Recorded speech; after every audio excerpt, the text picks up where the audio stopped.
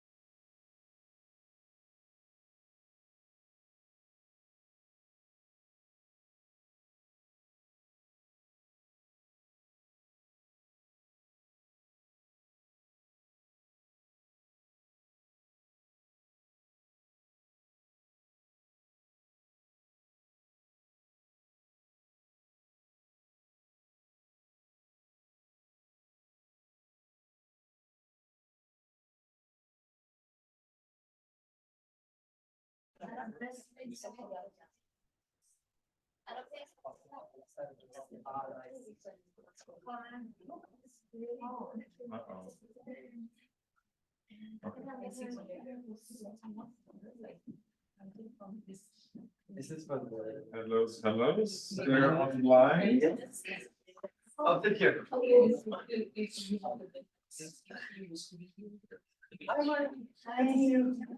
Oh, can you hear me? Yeah, okay, great.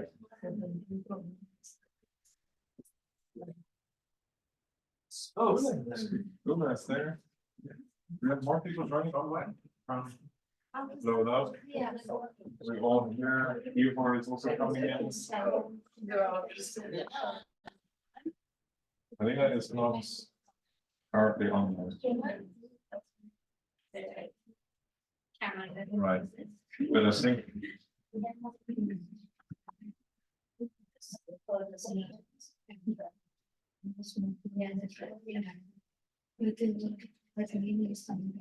Technically, we could be all fine. I might make the sound from there, then it might be a bit easier. All right. Hello, everybody. I think we're pretty much good to start. We have Ula online. There might be one or two more jumping in online as we go along. But happy Mother's Day as well to all the mothers in. Yes, that's a big one. Hello. We're 4 mothers. So there's just to say there's going to be a little special priority then at lunchtime for all the mothers, because we have a bit of a Mother's Day celebration cake coming out. So yeah, just to know, just to get a little bit of the excitement going for lunchtime already. But yeah, lovely. Let's kick off the deep dive then into the CV, LinkedIn, GitHub, all this cool stuff as we kind of prepare for pretty much getting ready to actually start sending CVs out and seeing what kind of jobs there are out there. So, and also, well, let's first have a look at the bit of the agenda today. So we done the meet and greet, well done, very successful. And now we're just going to quickly go over the recap on last week, what that was all about, all the information. I think there was a ton of information that, at least for me, I felt very full kind of after 4 o'clock last week. So I'll try my best just to run through a little bit of that. Then we'll also start looking at this job seeker toolkit and what that is all about. At 12:30, we're going to have Prosa actually jumping online, and they're going to tell us a little bit about what they do, how you can actually reach out to them, and what is the relation, what can you rely on them for as a union. They're a union within IT, so it's great to have that. They can give you a lot of specific insights into the, all this job contract legal stuff. They can support you, salary expectations, one-on-one kind of advice, but they'll go into that a bit more later on. And then a lot of today, we're going to focus on the CV part of things. What does it actually take to make a good CV, looking at some good CVs, looking at how we've improved some other CVs. There'll be a lunch break, then we'll carry on with the CV part of things.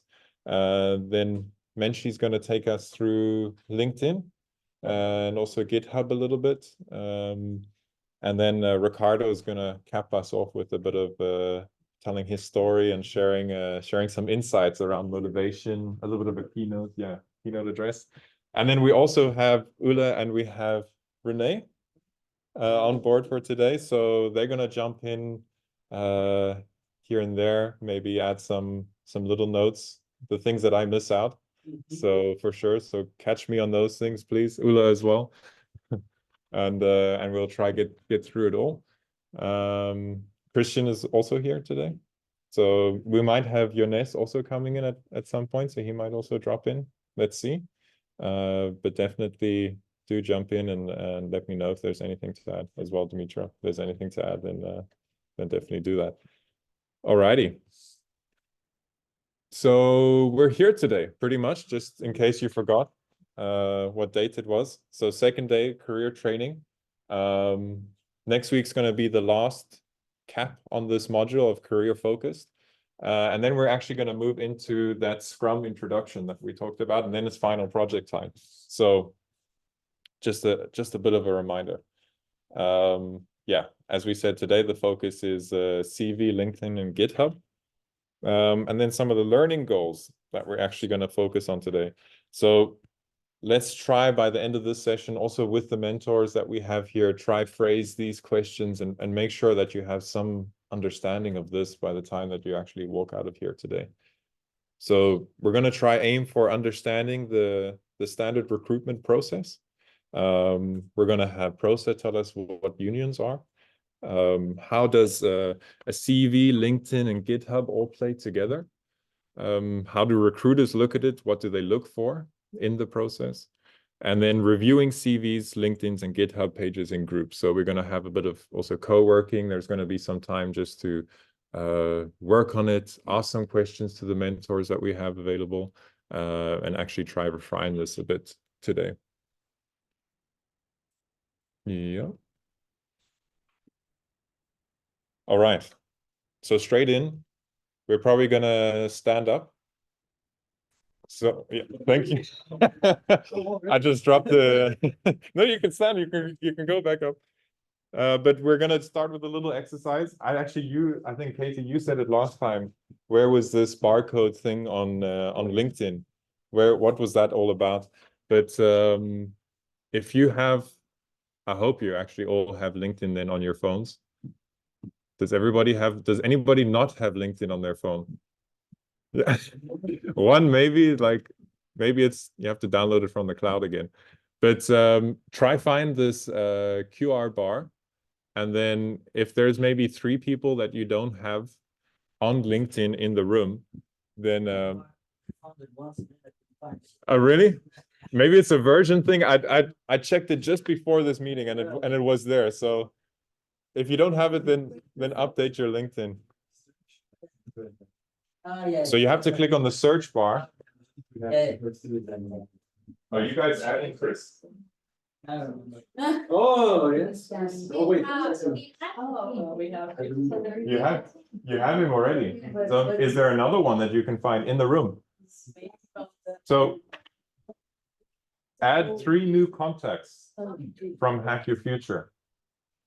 Okay, that's the objective. You don't have me? Okay, then.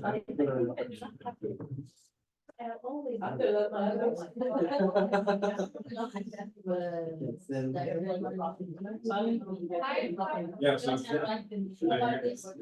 you go. Yeah. Then you have it. There you go. So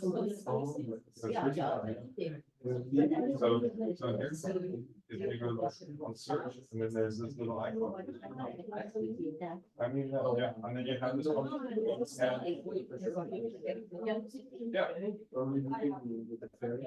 Yeah. I can add you.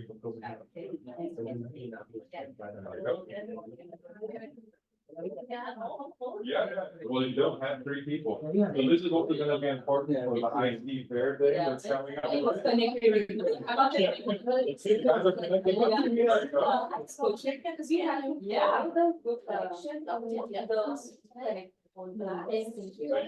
would always say connect with all of you also.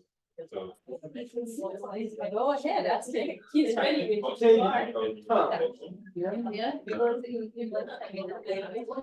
just put the point of this. And we go to only I want to know. Well, following this, we always notify by posts and things like this. So like,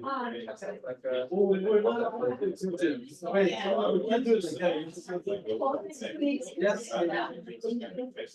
Here we go. Thank you.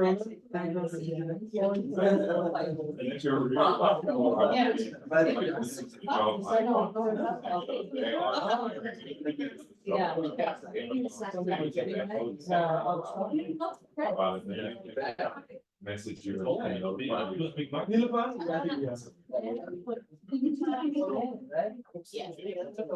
Yeah, so this is also an important feedback that we have here.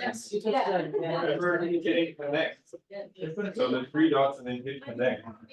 That's the most important. Yeah. Those three dots. Yeah. You must do connect. Yeah. Three dots.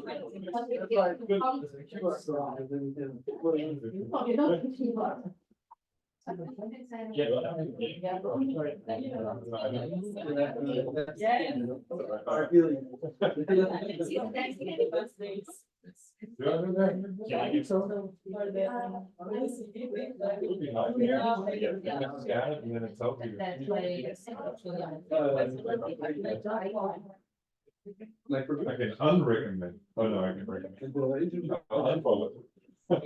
So wouldn't there? Yeah.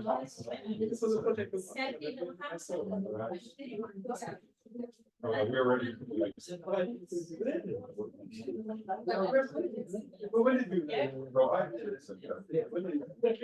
Also, remember to accept them, right? Yeah. I didn't see. All right. I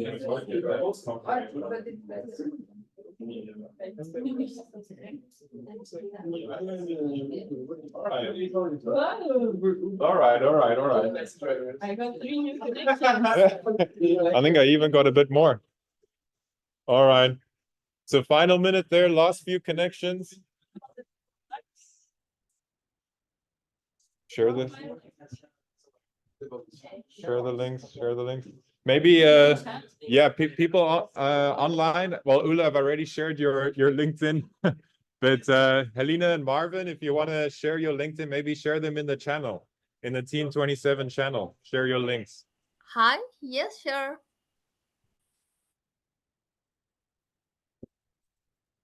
Yeah?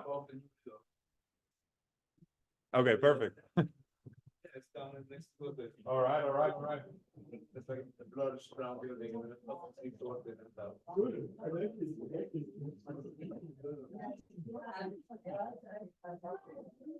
So I hope there was some new connections coming already from that.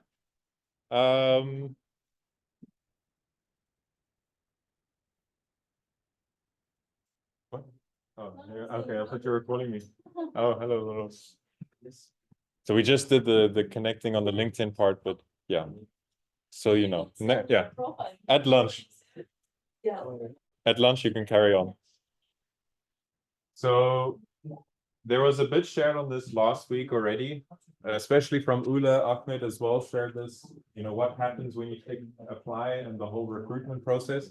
I'm just going to run through it again so we set the stage a little bit for how we actually then build our CVs in coordination with the knowledge that we know about how the recruitment process actually works.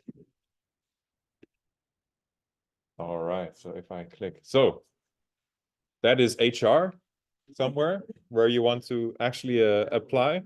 Apple HR, Uber HR, who knows which HR kind of system that is. But of course, what they're getting is a bunch of applications at this first point.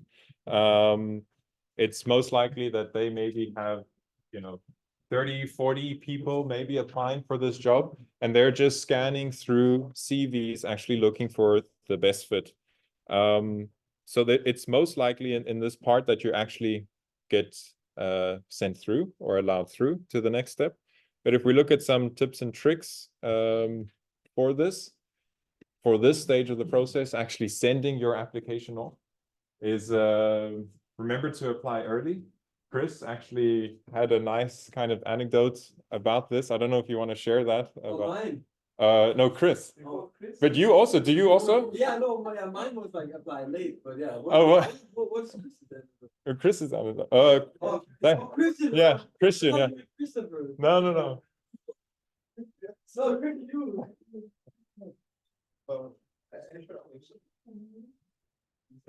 Maybe come here because then online can hear you. Sorry. Yeah. If you have a little. Sorry for putting you on the spot. I don't know, no, it's fine. It's on the spot because I still don't like talking about this because this doesn't feel real, kind of. Yeah. So, but something happened behind the scenes was just that, I mean, for instance, just that I was at this trading company for a while, ever since I moved. I was there for 1.5 years, and they already offered me full time there. I was like, so after your studies is done, because I'm going to finish my studies next month, that I can go full time there. But I already knew that I wanted to change. I wanted a new job. I was like, I've been there for 1.5 years. It was my first job ever. I'm not going to stay with my high school love forever. I want to see something else, right? So I was looking around for different opportunities, and I saw that Uber has an internship program, right? And it said that I think it was posted in December, yeah, last year, and it said this. It just said, it wasn't really like verbose. It just said that there are opportunities to start in February, April, August, and October. I was like, okay, then we have time, right? I mean, then you have this many options. Then probably for the October position, you can apply in September or something next year. And William also told me about this, like, there's this opportunity. If I'm interested, I might actually reach out to one of our mentors, right? Because they're at Uber and everything. And I just told them that I don't want to do it yet, because Uber, they are really picky. They can afford to be picky, right? Because a lot of people want to go there. We all know. So I was really stressed about just having to. I knew that if I wanted to get there, I wanted to prepare, get through the interviews. It's like a whole process I have to go through to actually prepare for these interviews. I didn't want to rush it. I was like, I'm going to prepare for like a month or something, and then actually apply. This is back in February. And then I don't even know how, but Ahmad found out that I had this like little plan, and he was like, "Oh, I'm really happy. If you want, I can refer you."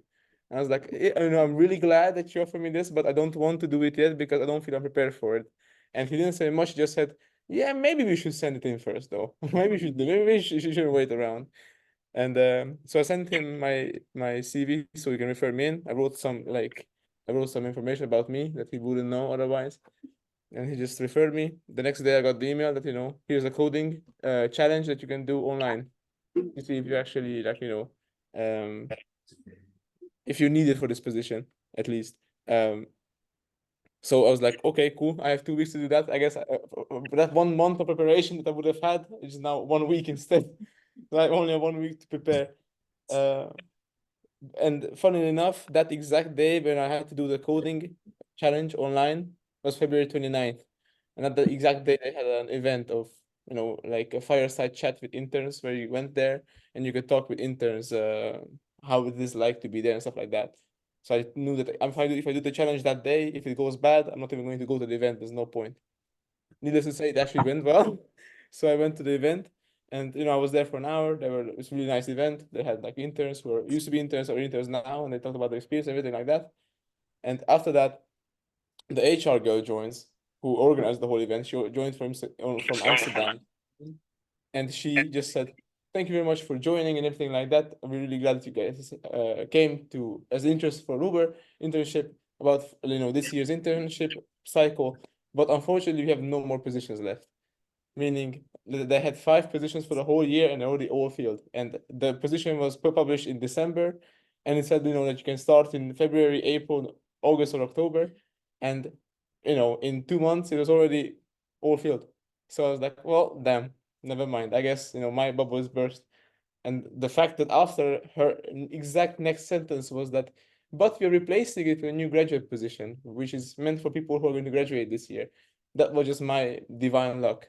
That's something else. But just as a moral of the story is that, yeah, unfortunately you can't wait. Once the opportunity is there, you just have to try. Yeah. That is the Awesome. anecdote. That's lovely. Yeah. Yeah. Thank you.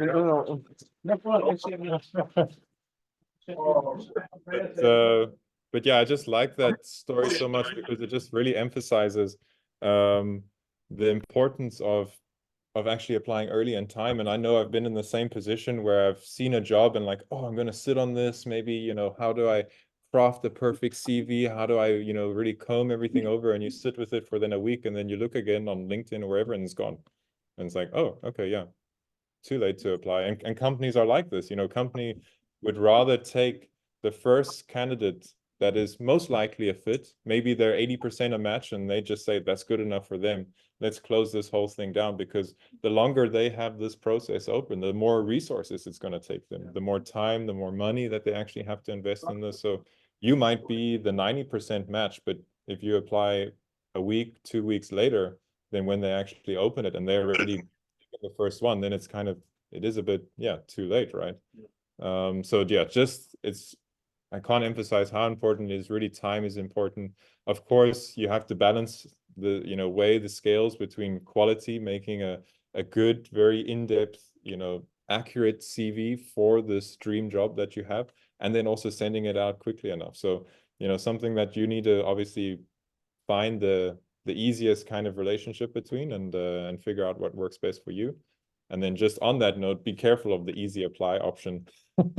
In LinkedIn, it's noted here that if it's, if your profile is really a fit, and what you have built on your LinkedIn and everything on your CV that you have there is really applicable for that job, then maybe do easy apply. Maybe it can kind of work for you. Or if you're not, or if you just want to punt it out, if you're not have your like high hopes on actually, then it being like, you still have a lot of questions your side, if it's the right job for you, then maybe try the easy apply option. But yeah, just be careful of that. If you're actually, if you're really interested in the job, then maybe go through your CV first, have a look at all the details before you actually hit apply. Yeah. So it would be easier to use the easy apply button. no, just be careful of using the easy apply button on LinkedIn. So it's on LinkedIn where they have the easy apply button. Yeah. It's the same process, so we should still send our CV and cover letter, but I have heard that, so we should not use that due to some problems regarding the recruitment and something like that. Do you have something to add, or is it a question? The easy apply button I have used before, and I've noticed that it seems to vary from company to company.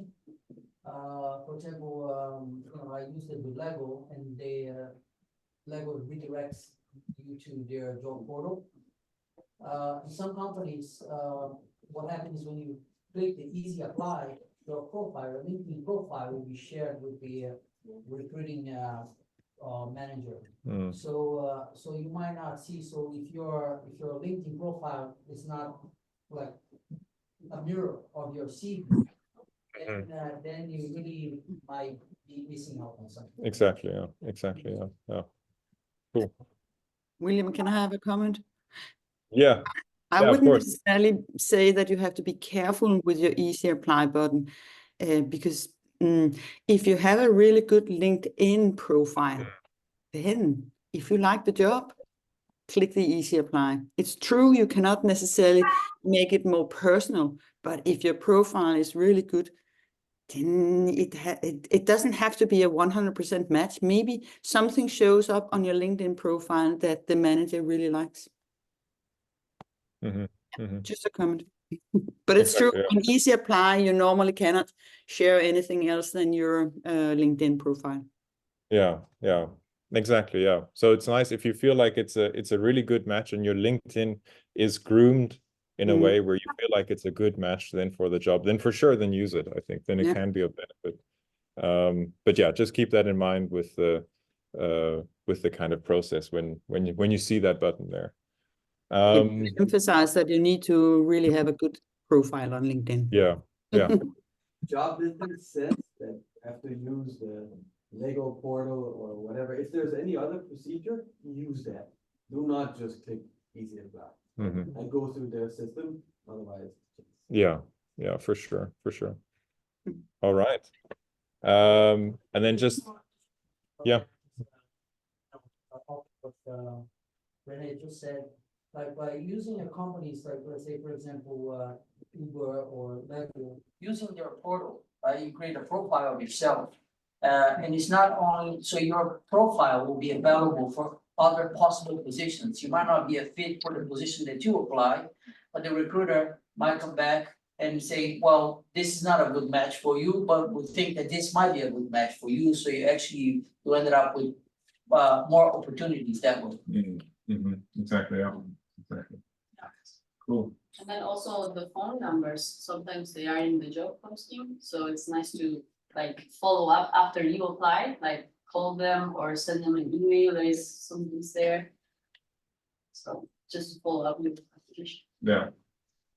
And then here is just a good note that if obviously the application has been open for a long time, what we're talking about, they're investing a lot into this application. It means that they're probably more actually desperate to find someone there. So they really, because the longer they have it open, the more it's costing them in the whole hiring process. So then eager they would actually be to take somebody in and fill the seat. Yeah. I'm gonna jump onto something else. So if there's a question on this. Yeah, I just want to say something regarding that. You said that just follow up and call them. But I have experienced that if they want somebody to interview, so they will call them after maybe some days, not some weeks. And if they do not want somebody, so they will not write or they will not call, and this would happen. And I have tried also to call them 2 times, different companies, and they told me that you should just wait. No, okay. Yeah, but I heard some stories. There was someone in the Saudi group. I don't know too. I thought you were there. Yeah, I heard a story of someone that just called, and because of that, he got the job afterwards. Yeah. He showed maybe more companies are- interest, It can like he was depend, yeah. standing out compared to others. Like he stand out because he called. But I guess there's also no harm done, right? If you do place the call and then they say, we're too busy or this is not yet, then at least they know your name. Yeah. And then, that's it. They know that you've applied and then you just say, okay, thank you for that. I don't mean to bother, put down phone. But maybe it ends up in a scenario where then they saying, oh, we would love, well, this is so great that you called it. I was hoping somebody would call and then, bada boom, bada bing, and you get a job, Yeah, but unfortunately, they had not a good tone. Or is it? Yeah. I don't think it does any damage. It's always worth taking a call. But just while I see Hendrik from Prosa has jumped into the meeting and we're at 12:30 already. So sorry, Hendrik, for keeping you waiting a bit, but we're just gonna I'm here. Can you hear me? Yeah. I'm just gonna hand over to you for a little bit and just say that so just remember where we are right now.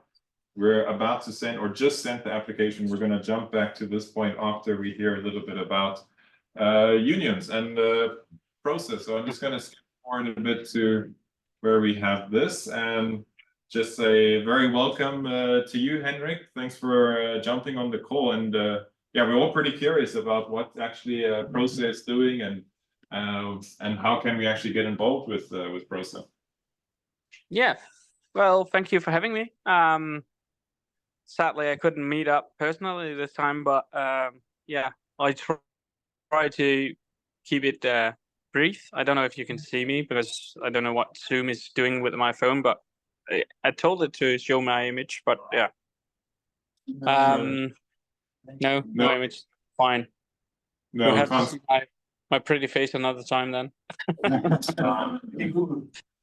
Well, first of all, it's very in Denmark. It's very often that people are signed into or subscribed into a workers' union. We have in Denmark we have something called the free part system, where we negotiate terms for all employees if they are in a company that has an agreement with the unions. Then we have a pardon where we can collect all of the union's applications or all the union people to say what would you like to change on your work. And this is kind of the Danish model. I don't think many country has this because we hear a lot about US and other parts of Europe having a system similar to this, but this is where you as a member of a union can give your view on what you think should be in your agreement with your workplace. This is a separate system as a normal one. Your agreement with your employee, with your contract. This is like all of your workplace is on this agreement, and this will be a little bit more focused on all your colleagues' needs. So this is something that if you want like more maternity leave, it's not sure that all of your colleagues want that. So it's a process where you democratically vote in what to get, and then there's a long talk with your work, and they agree on what can be done and what cannot be done. In some cases that will be done on very high level, and where it's like the parties of the workforce that are trading what can be good and what cannot be good, and agreeing on what can be done. So it's a very complex system that we cannot do in like 30 minutes talk. But sadly, we don't take in unemployed people, and so but when you get a work, you can apply for PROSA, and then we can help you with all the things that you need to have done in the IT sphere. We are more than happy to help on your contract when you have one. Well, when you then change work, if you look for another job or you find any difficulty in your work life, you can always, when you're a member of PROSA, then request a helping hand where we process what is your needs. If it's just a talk about work-life balance, then you can go in and get that done with our work-life balance contacts. That's also if you landed in a difficult job and you want to change, something is a misfit, they will have a way to elaborate with you what you should do, and also just like you had in the previous talk, maybe refine your LinkedIn profile to get a new job. And if you land that new job, we also have our lawyers, or where you can file in your contract, where you can get them to view if it's a good contract. We be in mind that in Denmark there's a lot of set of laws, and we see that a lot of contracts come in where maybe when you're not native Danish, they try to cut down on your rights, even the simple rights as a worker, and they will find that and tell you this is an issue, and make it up to you if you want to take the job or not, or you will like tell your new workplace that this contract isn't right for me because this and this, and they guide you in what you can say and do. And yeah, that's basically the simple things that we do in a union, that we help make your work life a better thing. Also, if you have like stress or something like that, we have like psychiatrists that you can go and talk to and say, hey, I have these issues. It could be personal, it could be in the work, where you get stressed out or burned out, and then they can help you and tell you, yeah, you can do this and that. This is also something that we have. And yeah, PROSA is for IT people, and that means that all our courses and all the extra things that we have is very focused on IT people.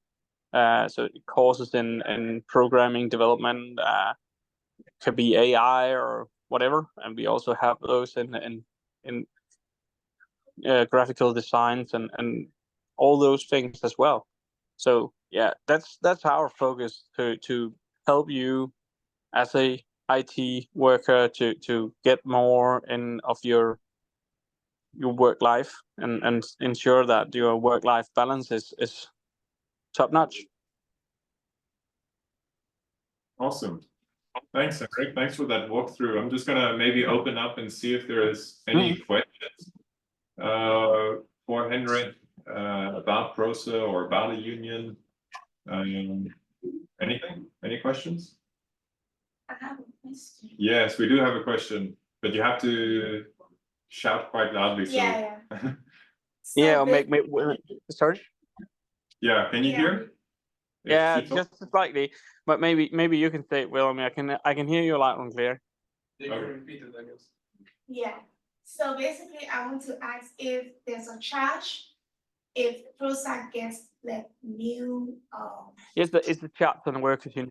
Yeah, tractors. it's Like, is there a charge for your services if a person has a job and wants to use Prozac as like a medium point? Like, do you guys take commission as well? well, that's a month. No, Yeah. no. If you're in work, we have a flat membership. It's called 409 krones at the moment, and that's making you you can use whatever services you like, and it included in that. And there's no limit. Well, if you send in a contract every day, maybe they will be saying, that's a bit too much. But normally there's no limit on contract reviews or help and stuff like that, where they will help you and it's in your fee. So it's no extra charge. There's no commissions. There's nothing. It's not like if you find a new job then that we have to take a cut of your salary or anything. Nothing like that. It's totally within the 409 krones a month. And just to be clear, the 409 krones a month is also tax deducted. It's nearly half of it, depending on how your tax is set up. But normally, it's about half of the 409 krones that we pay for Prozac that is tax deducted. Yeah. The year after, you will receive your benefit, your tax reduction benefit of that, and then you can also use other of our. We have like insurances where you can insure your car or whatever. That's also a pretty good benefit that you can use as well. Cool, nice. Did that answer the question? Yes. A little bit? Nice, Thank you. awesome. Anything else? And, all good. And another It makes question. sense. Yeah. Okay. One more question from Angel. Yeah. So after you have gotten like new person, like someone like apply to become a part of Prozac, right? And then this person has a job and working along with Prozac and stuff like that. So if for instance the person decides to change job or maybe gets fired. So what happens within the period where the person doesn't have a job and looking for a new job? Does Prozac is that person's salary while the person is waiting for a new job? Or you just help in the process of that person getting a new job? I got the question. Yeah. What you're talking to or referring a little bit to is that unemployment fund, and Prozac doesn't have a direct unemployment fund, but we have a collaboration with a unemployment fund that you can sign up for, and it's a little bit extra. It's I believe it's 419 krones extra, but then you have an unemployment insurance, and if you lose your job, can be some penalties and stuff like that. If you go and say if you quit your job, you have 1 month penalty in your unemployment fund. It's some difficult rules. You can definitely look into them. But basically, if you get fired from your job, and it's not your fault, then the unemployment fund kicks in and gives you a set amount of money per month. This is varying. It's a fixed. It's a fixed amount you get, and that's fixed for all unemployment funds. But you can buy some extra insurance that they get a bit higher insurance on. But yeah, in the meantime, we'll try help you get a new job. This is that's what we can do. We don't pay out money in a workers' union. It's unemployment insurance fund that does that thing, and it's an add-on for a Prozac membership. that you can add that thing on, and I'll definitely encourage you to get that. Nice. And it's Min Akasa, is that Yeah. yeah, that's Precise. what I'm Yeah. working with. Yeah. Cool. Nice question, Angel. Thanks for asking. It's also shorts called MIA, like MIA. It's a mean actors. It's like MIA, Yeah. and that's that's a unemployment fund that we have collaboration with. Yeah.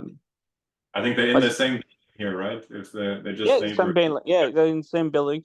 And if you come in as a PROSA member, and they can see that you could have a good use of talking to like our guidance or anything, any consultants, or they say that you've been fired in the wrong way or anything, they will guide you and say, please go down and talk to PROSA, and then walk you down the building where you're sitting now, and then talk and get an appointment immediately and see if we can fix anything. And yeah. Awesome. That's great. Cool. So, and then just to confirm, Henrik, that then everyone could apply potentially once they have their first job. Yeah. Is that right? At the moment, we don't. Yeah, we don't take people in that is unemployed in PROSA, but when you have your first job, and basically it can be whatever job, but what we say is that if you are going to work in the IT sector, we will try to help you. But if you come as a different line of work, you can be a member. We won't deny you, because if you're aiming to be in the IT sector, we can maybe help you into the IT sector. But you need to have a paying job to get in, because we don't take in unemployed. Awesome. Yeah. Okay, that's great. That makes sense. Perfect. Would also like would an internship track, would that kind of count, or need to be a paid job, correct? It has to be a paid job. And internships is usually like some of them can be paying, where you get like a small amount of salary from the municipality in your work. That will be counting as a paying job. If it's just you working for free without a contract as an intern, then no. Yeah. There has to be some amount of salary involved in it, and if it's coming from Kommunen or whatever, we don't take that as a non-paying job. That's a paying job, because there is like some options for you where you can be tried out for up to, I believe it's 3 months. I'm not sure of that system, but where you can be a intern for 3 months, and then you get some salary from the municipality. That will be counting as a job as well. Okay. Oh, fantastic. Okay, that's great. I think that answered a bunch of the questions about unions and what they can kind of assist with. Is there anything else before we wrap up with the talk? No, I think that's good. But thanks so much, Henrik. Thanks for taking us through what PROSA does, and hope to maybe see you in the room at some point in the coming weeks. That'd also be lovely if you're ever around on a Sunday. Just pop in. You're always welcome. Yeah. I will. Thank you, and nice for having me in. Sadly, I couldn't be there this time. I'm having my kids this weekend as well. So yeah, and I'm outside. Maybe can hear, but I sit separate from my kids. So yeah. Oh, great. No, that makes sense. Perfect. Super. Yeah. Thanks so much, Henrik. Have a good Sunday. You too, everyone. Have a nice day. Awesome. Thank you.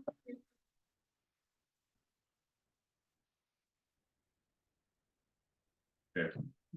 Back to where were we? Here. Okay.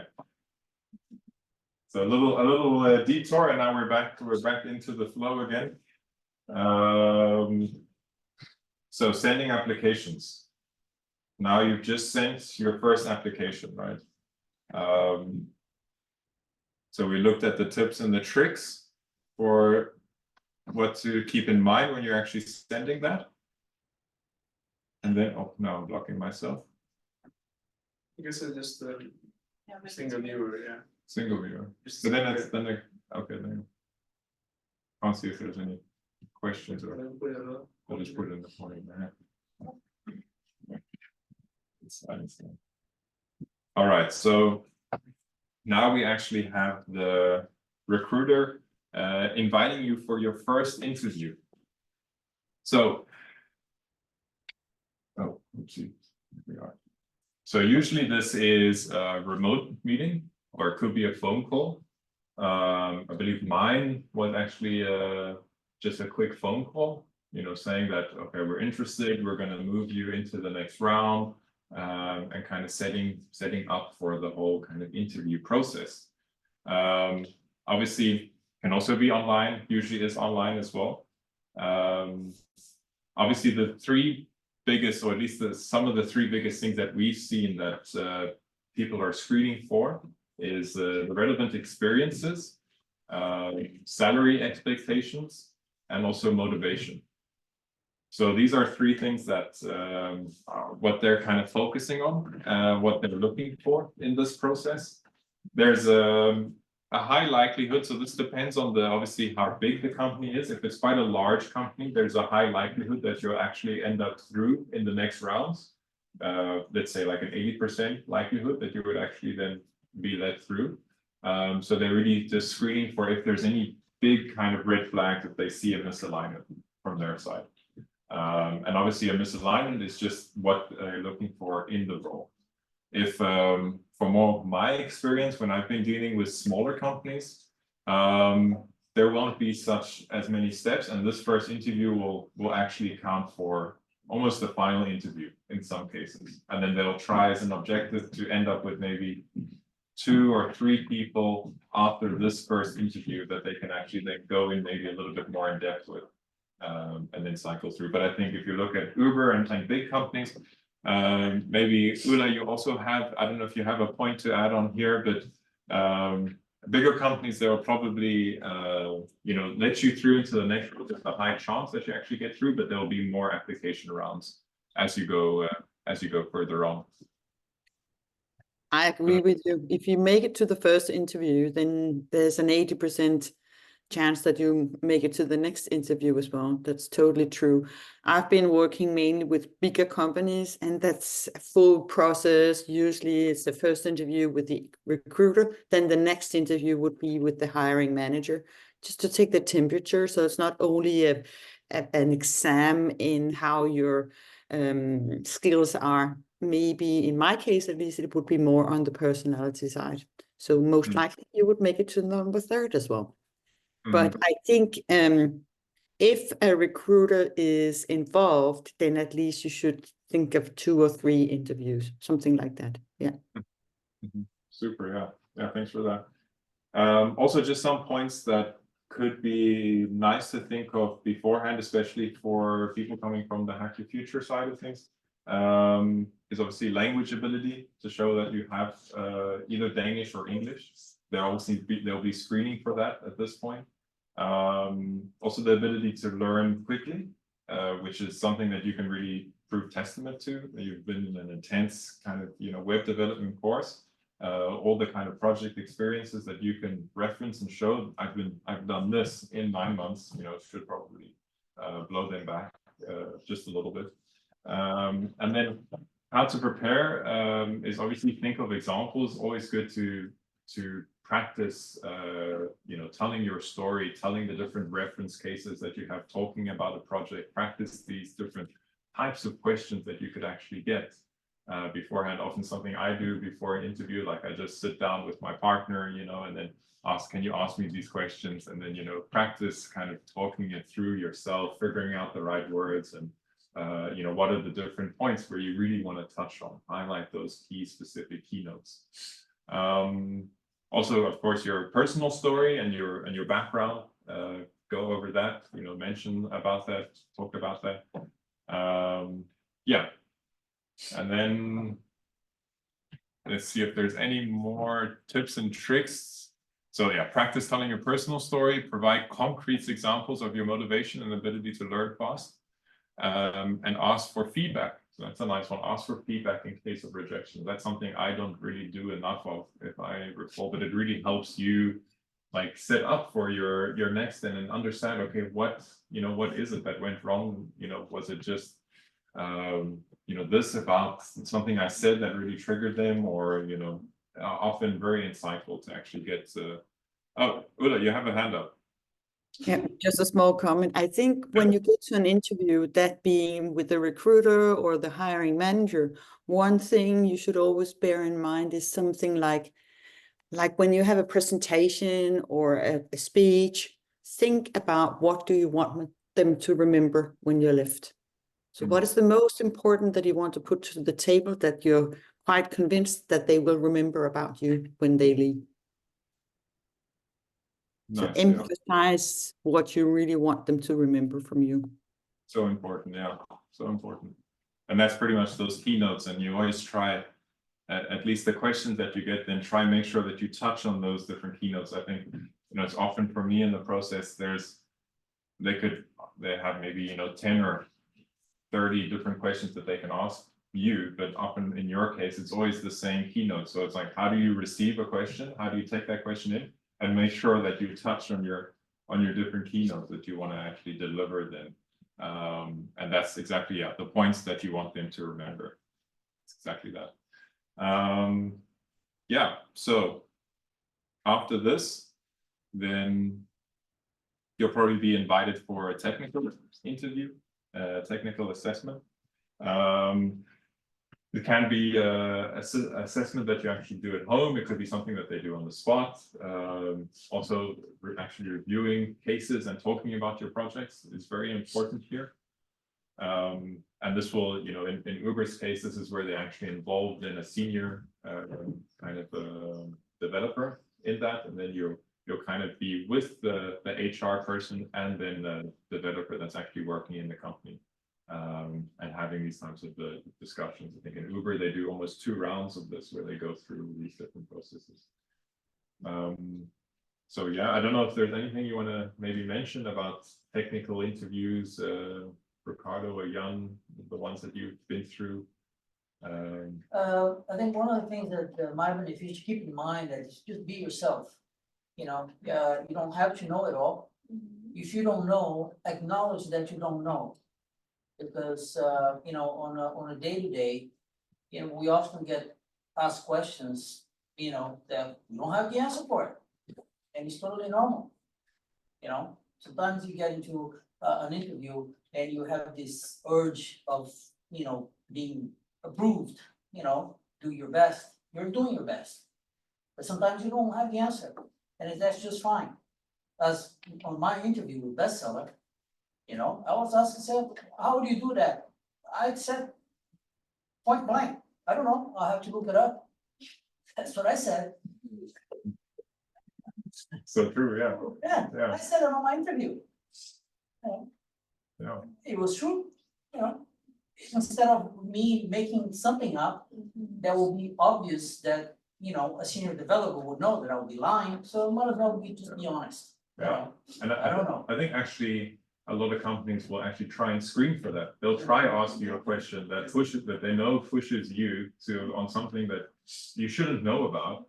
And then how do you actually deal with that? And that speaks a ton for then your character in the moment, that you're actually just straight up, quick, honest opinion. No, I don't know that. And then there's other ways about showing how you would go about, okay, I know how to deal with different problems and things I don't know about, not a big deal, then I would go about it in XXX way. And You can probably provide some examples that you do know, yeah. but you're not sure if you're going to work in that scenario. Nice, yeah. I had the same thing as well. Yeah, the same, yeah.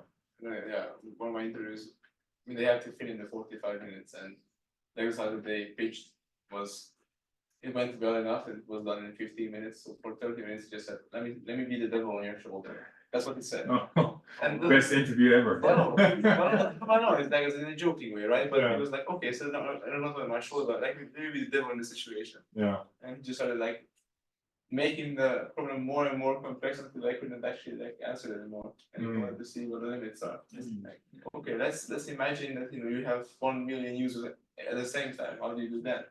Let's say if your data is like petabytes big, what do you do then? Like, okay. I don't know, I'm saying like that was completely valid questions, but there were of course the points where I just didn't know anymore. I told them that from what I know, this would be probably an improvement, but wouldn't be a solution. And there must be a better one that you're looking for that I don't know yet, but from what I know, this is the best I can offer. Yeah. Never pleased with that. So But I have a question for you. What happened after your technical quest code challenge? Did they go through on your answer or? When you made it home. the online one, Yeah, that one the website itself scores. Yeah. So it's like a data, it's a test and it checks how many inputs you provide the correct output for and how fast your code is. okay. This is basically what they do on the actual in-person interview as well, but there it's more casual. The technical interview is basically like, okay, I could talk about this for hours, but the point is that, as William said, like hiring someone is really expensive for a company. Because that means that you have to pay seniors to just interview people for hours, and that's for you is completely like waste of money because you only hire like 3 people. Instead, you pay your senior engineers or your most valuable people for like, I don't know, 30 hours per week or 30 hours in a month for just interviewing people, which is just complete, out of the window money. And once you actually get someone hired, you hire someone for the first like 4 months, they won't create that much value because you're being onboarded, and that's also again a waste of money. So hiring someone is a big investment, and that's exactly why, especially here in Denmark with all the laws, once they have an employee, they try to retain you as long as possible because you're already onboarded. So like if you were to leave, you would have to go through this thing again, and that's very expensive. Nothing is more like valuable for a company than a loyal employee who just sticks around, already knows all the bells and whistles, and you don't have to replace them. And the technical interview is exactly because of this, because then they know that once they actually hire you, if they actually send you out an offer and you actually sign it, they know that from that point on, unless you do something terribly wrong, which you shouldn't do, unless you do something terribly wrong, they won't get rid of you. That's a terrible way of saying this, but you have to see where I'm coming from. Like once you make the decision to hire someone, that person is going to stick around, and it's also your incentive to stick them around, and it's also for them to stick around. And that's why the technical interviews are meant to replicate as precisely as possible how you are as a colleague, because that's what they want to know. And that's exactly what I've been told, and what if you look at YouTube videos, everyone emphasizes this. That a technical interview is basically they are testing you, but the setting should be that basically whoever your interviewer is right now for the next 45 minutes your colleague, like you've known them forever. And for management, you get like a quite a difficult task. Some tasks both of you have to do, and you're the one who's leading the conversation, but you have to involve them. You have to talk with your interviewer like your friend. Like, okay, I see this is the challenge, and in my opinion, this is how we should go about it. What do you think? You have to exactly treat them as your coworker, and you just got like a problem together from your manager, and you have to solve it together, but you're the one leading. They're the only ones who are just going to be like, yeah, what you said makes sense to me, or if it doesn't make sense, they might like give you hints. But actually, even though they're the senior and you're the applicant, it should be other way around. You should feel like you're the senior and you're just teaching them, and they just give you something to. Basically, the point in technical interview is just for them to have the clearest perspective of what you are as an employee and as a colleague. Because for them, hiring you is a very expensive thing, and it's a very long-term investment to hire you. Yes? Let me ask you a question. Yes. So if I could understand it correct, so you mean that maybe we should ask them to give more data or information about that problem that we should solve? Yes, very much so. So this is what you want? Yeah, exactly. That's what I'm saying. Like the coding assessment that I had, the online coding assessment, that's actually worse, right, than an in-person interview. With an in-person interview, you can actually talk to the person, right? You can share your ideas. They can see what is in your mind. On a website, you can only see what you actually wrote down and what actually runs or doesn't run. But as opposed to that, when you go to the actual interview, any company, you very much should ask questions, because they definitely will give you a problem that is not easy, like straight away. Like if I were to interview you for a job, I wouldn't ask you like, okay, so let's find all the odd numbers in the list in JavaScript. I know that you would be able to do it. Maybe you can copy a bit, but of course, I want to give a problem that makes you think, because I want to see how you think, how you solve something that is not straightforward and stuff like that. So if they give us, for example, something like that find all these, for example, numbers, so this is not something that we can discuss about that, so we should just do that. No, So you they- very much should. Like every single thing that you do, you should discuss. You should like think out loud and tell them exactly why you do every single one of your decisions. Because they want to see how you think. They know like ChatGPT exists. They could hire them ChatGPT instead of you, but they want to see that you cooperate with them, that you understand what you want. And You see these things. just to add on that, it's very important. It's also nice for them to see that you actually are expressive, because an expressive person is easier to work with, easier to understand as well in a team setting. If you're someone that is maybe trying to be a bit more closed off because you don't want to show your own vulnerability of that, okay, maybe I don't know certain things, or I need to be perfect in some regard, it's actually rather on the contrary a big plus to show that, okay, are you kind of speaking out loud, are you very quick to understand in a sense, so you're expressive with your questions, you're informing them on what you're thinking about, you actually make for a lot easier of a team member. And if they come out from the meeting like feeling, oh, I didn't really didn't understand what they were thinking of or doing, that's gonna be then the thing that they kind of walk away with. But in these scenarios, they'll often try and push you and try and kind of get these different things. And ultimately, the best thing that you can do is like just that and be expressive and say, okay, wow, I know this, I know what, and you're also going to be entering at like junior level, entry level positions, right? So they don't expect you to know it all at all, you'll have your modules, you'll have your kind of fundaments, and you can you've prepared for that, then you can speak through that, and then different things that come outside of that, then you just have to, of course, be honest and kind of answer with the best capability. I wish Ahmad was here because But next week. Next week is but because he's already the most experienced of it, because he's been on hiring committees and everything like that, so he knows how to actually he's been on the hiring side for a long time. And when I was doing this interview processes, of course he couldn't help me too much because I'm applying for his company. He can't give me tips. He can't nepotism me inside. Nor should he. But he did give me some anecdotes. For instance, when he had an applicant who was coming from a really good company, and they trying to go over to Uber and get an interview with him. He gave him a fairly tough problem to solve, and he had a very clear idea of how he was going to solve it. And Ahmad would give him a hint, okay, did you consider do it this way? What do you think? Would that make sense? And the guy would just say, no, that doesn't make sense. My way is for sure better. It's obviously better. If you want, I can prove it to you. Let's do it my way. And he just told me that after the interview, he nailed the problem, no problem. And after the interview, Ahmad decided to write on the feedback, I do not want this guy to be hired because he doesn't listen to me at all. Yeah. So it's easier to work with a cooperative, a smart person than with a non-cooperative genius. It's true. Because once they're in the gate, as I told you, they're not leaving the gate anytime soon. So once you were, and especially that guy was going to be in a quite high position, and paying them a fortune. And if they're something that's going to mess up your company, the whole culture of it, that's how it is.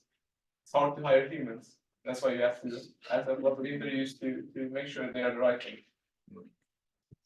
And just to drive that point home, that's precisely the reason I got hired bestseller. The previous person, which had 10 years of experience, got let go because he could not cooperate with the team. How are we on time? Can I have 3 more minutes for an anecdote? 3 more, okay, just 3 more. Thank you. Then that's it. There is also the behavior interview for Uber, for instance, which is just basically a behavior interview is a Tinder date for company. Basically, that's what it is. They try to talk with you for 50 minutes just to see if you have red flags. Why not to hire you? And basically what it was for me, it was a Zoom interview because it was like very close to the Easter break. But I was talking with the project manager and he just wanted to get to know me, right? That's what behavior interview is. But obviously they ask you about your previous experiences and they want to see if you have something that's like wrong. It's like, oh, that's a red flag, that's like a bad thing. For instance, in my case, he just was really like, asking me about, where I work now, what it's like, stuff like that, what do we do? And I realized like at the midway point that where he was trying to go with the questions was that he wanted to find out if I was a type of employee that goes to the company. I sit down at my desk, I have a task, I sit down, I don't put on my headphones, be there, I do it, have the lunch break, get back to work again, I deliver everything that I need to do, I do whatever I have to do, just fine, and I get up from my desk and I go home. But if you ask me, like, okay, what's your colleague next to you doing? I don't care. It's their job. I have my own task and I do my own task skills. I deliver everything. But if you ask me like what my colleague is doing or what my other colleague is like crying at the desk for, I don't care. It's their job. That's what they wanted to see if I was like that kind of person. Because he would ask me like, okay, what do you do? I told him what I do. And the company is like, okay. And so is that something that you do just alone? Like, no, I cooperate with others. Like, okay, and what do they do? It's like, do they need help? Do you guys like share knowledge or something like that? If I said, if I would have said no, it would have been like, okay, well, you're not really the person we need, huh? So that was just one thing. Right. Nice, yeah. But I mean, but for another company or smaller company that doesn't have that many interviews, they probably incorporate these kind of questions in the technical interview. So you have to be also vigilant of that. That you have to give the best impression of what you are to work with. Nice, yeah. Thank you very much for the time. Thanks for having me. That's good. That was less than 3 minutes. Yeah. You're 1 minute ahead. Efficient. Yeah. Oh, another quality. Yeah. Are you taking the stage? No, I'm saving my All right, so just to then briefly recap some tips on that. So if the assignment, if it's a do it home assignment, try do it as quickly as possible. But of course, get familiar with the platforms that they're using. Also do your homework on the platforms that they're using, try and understand them a little bit. Speak about your references in Hack the Future. It's when you speak from experience, it helps add a lot of value and kind of gives a lot of weight to what you're saying. So try when you're, not just say I'm a motivated person or I'm very good at solving problems. I'm a problem solver. It doesn't really touch on much, but say it, but then reference it with an actual experience. Where did you solve a problem? In what project did you solve a problem? Something with. And of course, ask for feedback, and that kind of goes hand in hand with having this expressive kind of communication, treating the person like your colleague, like Chris was mentioning. Having this dialogue, it should almost be natural in a way where you're just having this exchange and communicating with each other. Cool. Then on the next one final interview with the future team members. So this will often be, I think, in maybe a bigger company, and in startups, this will be smashed in a little bit, everywhere. They obviously won't, sometimes they won't give the time and space for this, but this will usually be based on, the communication part, which is, if you're sensing is a kind of a red thread throughout it. How are you going to work with team members? How are you going to communicate with team members? Your personality will obviously be a big thing here. And so this is going to be beyond, you're a fit for the technical side. You seem like an interesting person, but then it's just, are you the right fit for the team? And this is also something that Uda talked a lot about last week as well, and had some wonderful kind of references and touch points there. But, here's where you just have to be transparent and show who you are really, and be inquisitive, show up with the kind of a curiosity. Just really be honest. So it'll also be, this will kind of be the final one where, it's either contract offer or rejection comes at this point. We'll talk a little bit more about how to handle rejection in these cases. Ricardo will also mention a bit more about that later on. And it's always, these processes are a learning process. So, I don't think there's ever been a case where I've necessarily got it all right on the first time.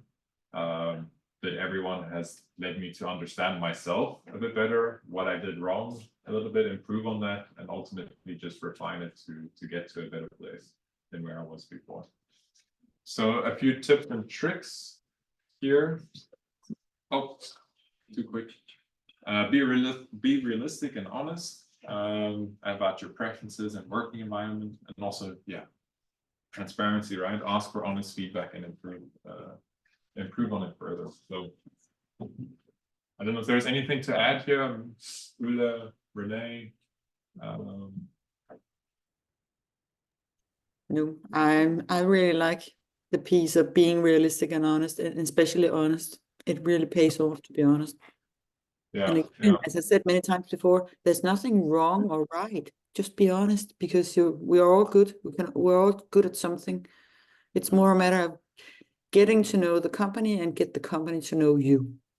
Yeah, exactly. Yeah, and I think ultimately, like what Chris was mentioning here, if they walk away with this feeling like, oh, this person was expressive and they're really leaning in and they were curious, that just says a lot for, okay, you'll probably gel, you'll find your right way within the team. We're not going to be too worried about you isolating yourself, or you're going to be stuck in your own head. I think that's always can be sometimes a bit of a concern. So yeah, just transparency, right? Being as transparent as you can be. Alrighty, so we heard a little bit about unions. So exercise time, just to get the energy flowing a little bit more. Yeah. So maybe if you can pair up with someone in the room and you all did these personality tests in the homework. If you did it, then just talk about what you think, who you are and your personality. What surprised you from these personality tests? So have kind of 4 minutes each. I'll put up a stopwatch here. I'll try to do that. Put up a little clock. We're going to give 8 minutes for this. So yeah, what did you learn? Why can this be useful? Just reflect on your own personalities. What did that personality test mean to you? Was it accurate? Oftentimes, companies will use this as a talking point. It's not something that is now necessarily heavily graded or anything like this, but at least the companies I've seen using personality tests and been a part of, it's often just a tool to have a dialogue around it. It's easier than asking, what type of person are you? And you saying, your answer, then they can actually ask, okay, you said that you were this, this, and this. Can you maybe talk a little bit more about that? Why are you such a organized person, trying to understand a little bit more about you? So pair up, try and have these discussions. I'll put up the stopwatch here. Is there any questions? Yes. I did not have time to do it yet, so. Then you're gonna have to freestyle. So perfect. I like myself. Yeah. You should say in an interview. Yeah. Well, what do you like? I don't know, but I love it. Yeah. So try your best then to kind of go along in the flow. Maybe hear the other person talk first, and then kind of see what points you could see yourself matching to. Ultimately, have a discussion about yourself. All right. Online, I'll put you in a breakout room. Ula, I think, is it all right if I put you in the breakout room as well? Sure. Okay.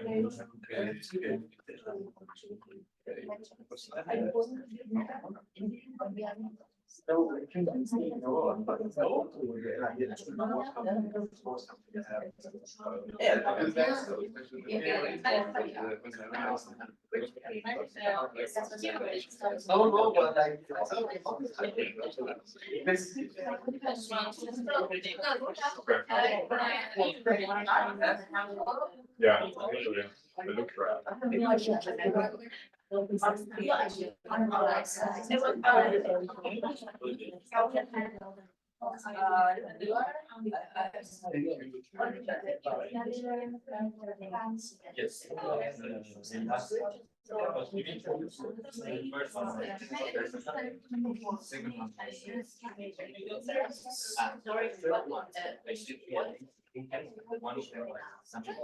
You need to pair up with someone. So you pair up. The one with others have And you. contact. Because I have done that.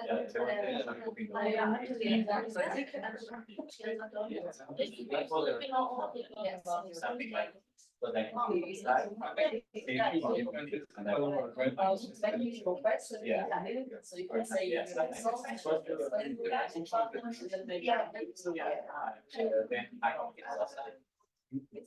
So it's easy for you. Yeah.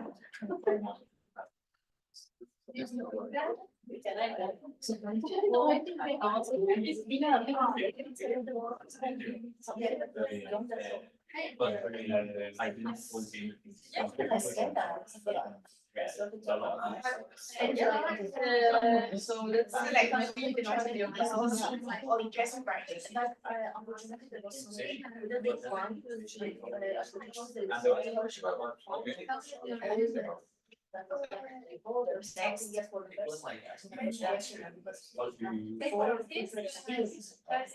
Oh, here, mine is easy. No, this is the next one.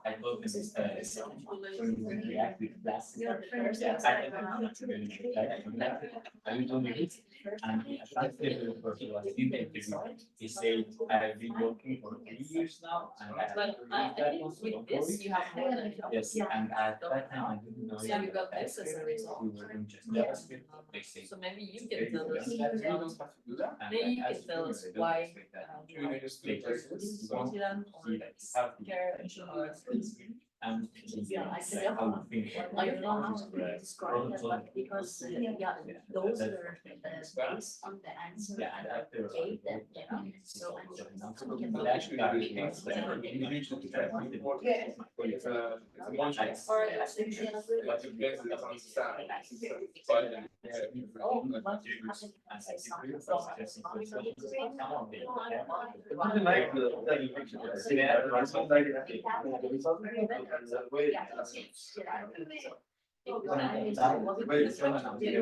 Write something, maybe you think about something, so.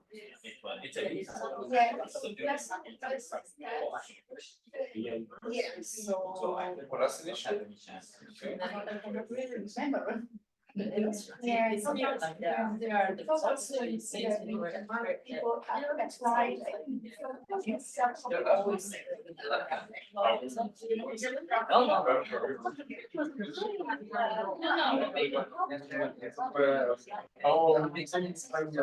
We're hearing this because when you get to this.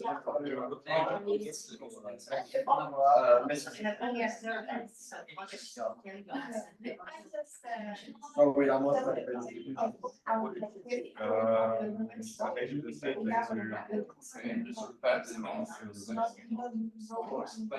Yeah. Yeah. You have to write them ready. Up till now. Oh, God. I know.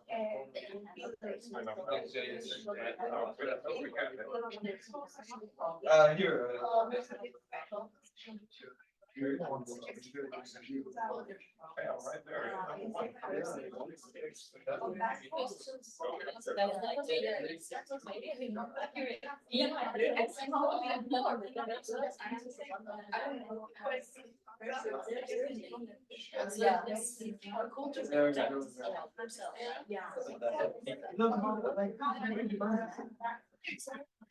It's just a way.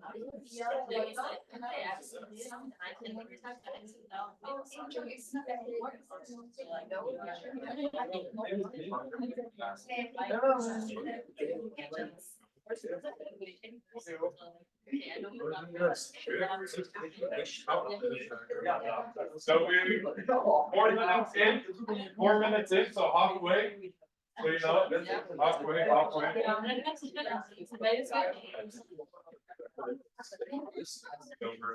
I'll have a little exercise for discussing.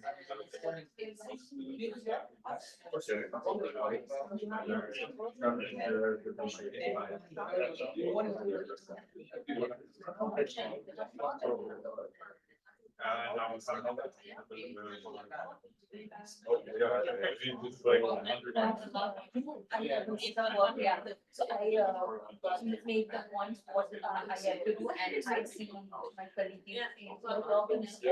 And checking everyone like for 1 minute. Rates, you know. But I could not have to be. For example, the jobs, you know, so they said we were in this island, you know, like, So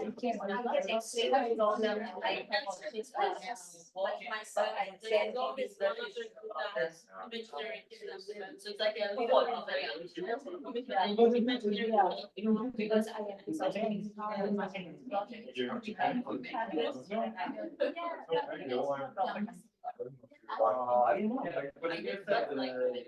putting your name, sometimes they recommend on your first. It takes a couple of minutes, or maybe I'm typing the wrong email.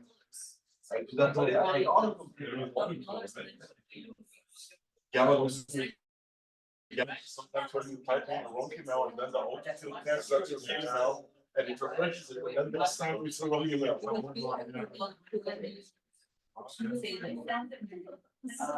What are the divided topics? Do you know?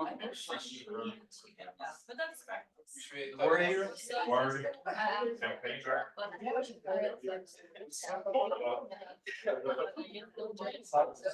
Talk a lot of this, not there.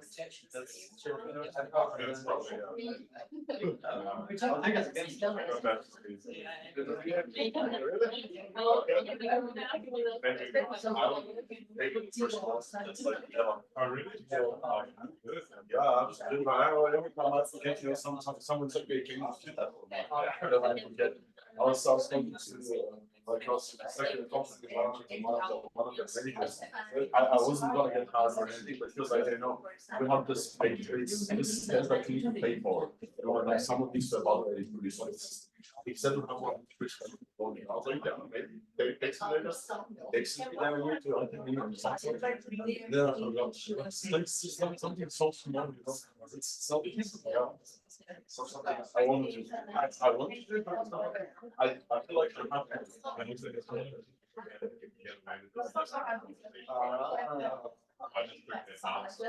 Okay, final like 20 seconds. So just start wrapping up the conversation.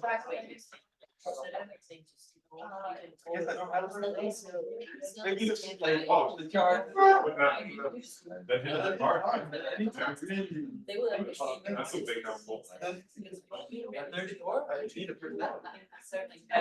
Well, all sizes. I mean, we're gonna like it. Don't go home now.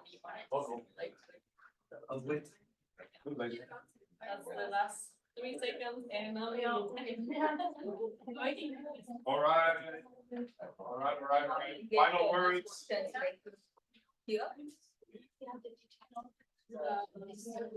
So they have. Final words.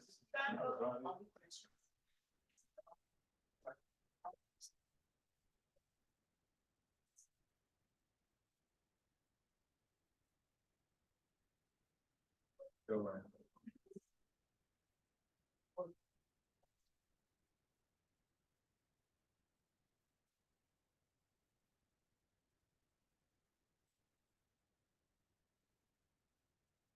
Okay. Yeah, I hope there was some insightful discussions there. Definitely, if you felt like the discussion was cut short, then please continue it at lunch. That'll be great. But a couple outside, but Zoom is I hope they're coming in soon. Zoom is zooming. All right. So now that you hopefully understand a bit more about yourself and about somebody else, we're gonna start looking at CVs. So I think you probably all have now some base of a CV. Some maybe more update than others. We're gonna start with a bit of an introduction, a few tips and tricks, see if there's any resources, any insights that we can pull out from the people here online as well. Go over a few of them, and then we're gonna actually have some time to get some feedback on our CVs, whether it's from other peers or mentors in the room. We're gonna have that section a bit later on. And then actually be able to make some refinements as well, hopefully today. So we're all at somewhat of a, we can proudly say that we're at an up-to-date level and that we're ready to actually apply for jobs. So we'll try to get to that point by the end of the session. Let's see how we go. So we should not ask a question now about the Don't, city. no, you can always ask questions, baby. You're always welcome with questions. Go on. Yeah, because I wanted to say something about that, the CV platform that you had provided us in. Yeah, through the link that we were. Yeah, which one given. was this? Or is this the Google Doc or the? Yeah, Google does with different yes, examples, so yeah, Yeah. could choose. But the hard part was that was only one page. And it was really hard to put all the information, for example, we have from our normal CV. You have to put in there Yeah, only 2 lines, 3 lines. we're gonna so- talk a little bit about Yeah. that as well, Yeah, but, that was the, but often a core trick, yeah, how can you boil everything down into that one page? Yeah. yeah, a normal CV is, for example, 2, 3 pages, so how can we? Well, let's start in with it, and we're gonna talk about it. You're also gonna say a couple words on that, so. Yeah. Does anybody know this? Yeah. You know it. Ah, yeah, it's unfair. You've seen it before. Nobody knows this.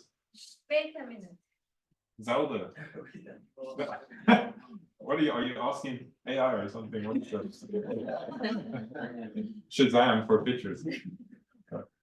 No, but this is Zelda, the Triforce in Zelda. Okay, nobody knows that reference. Maybe this is. I know. You know it. Yeah. Okay. Yeah. Of course. You don't count. No, I'm just joking. You want me to play my ocarina or something? It's Zelda, yeah, the Triforce. Right? Is that power, wisdom, courage?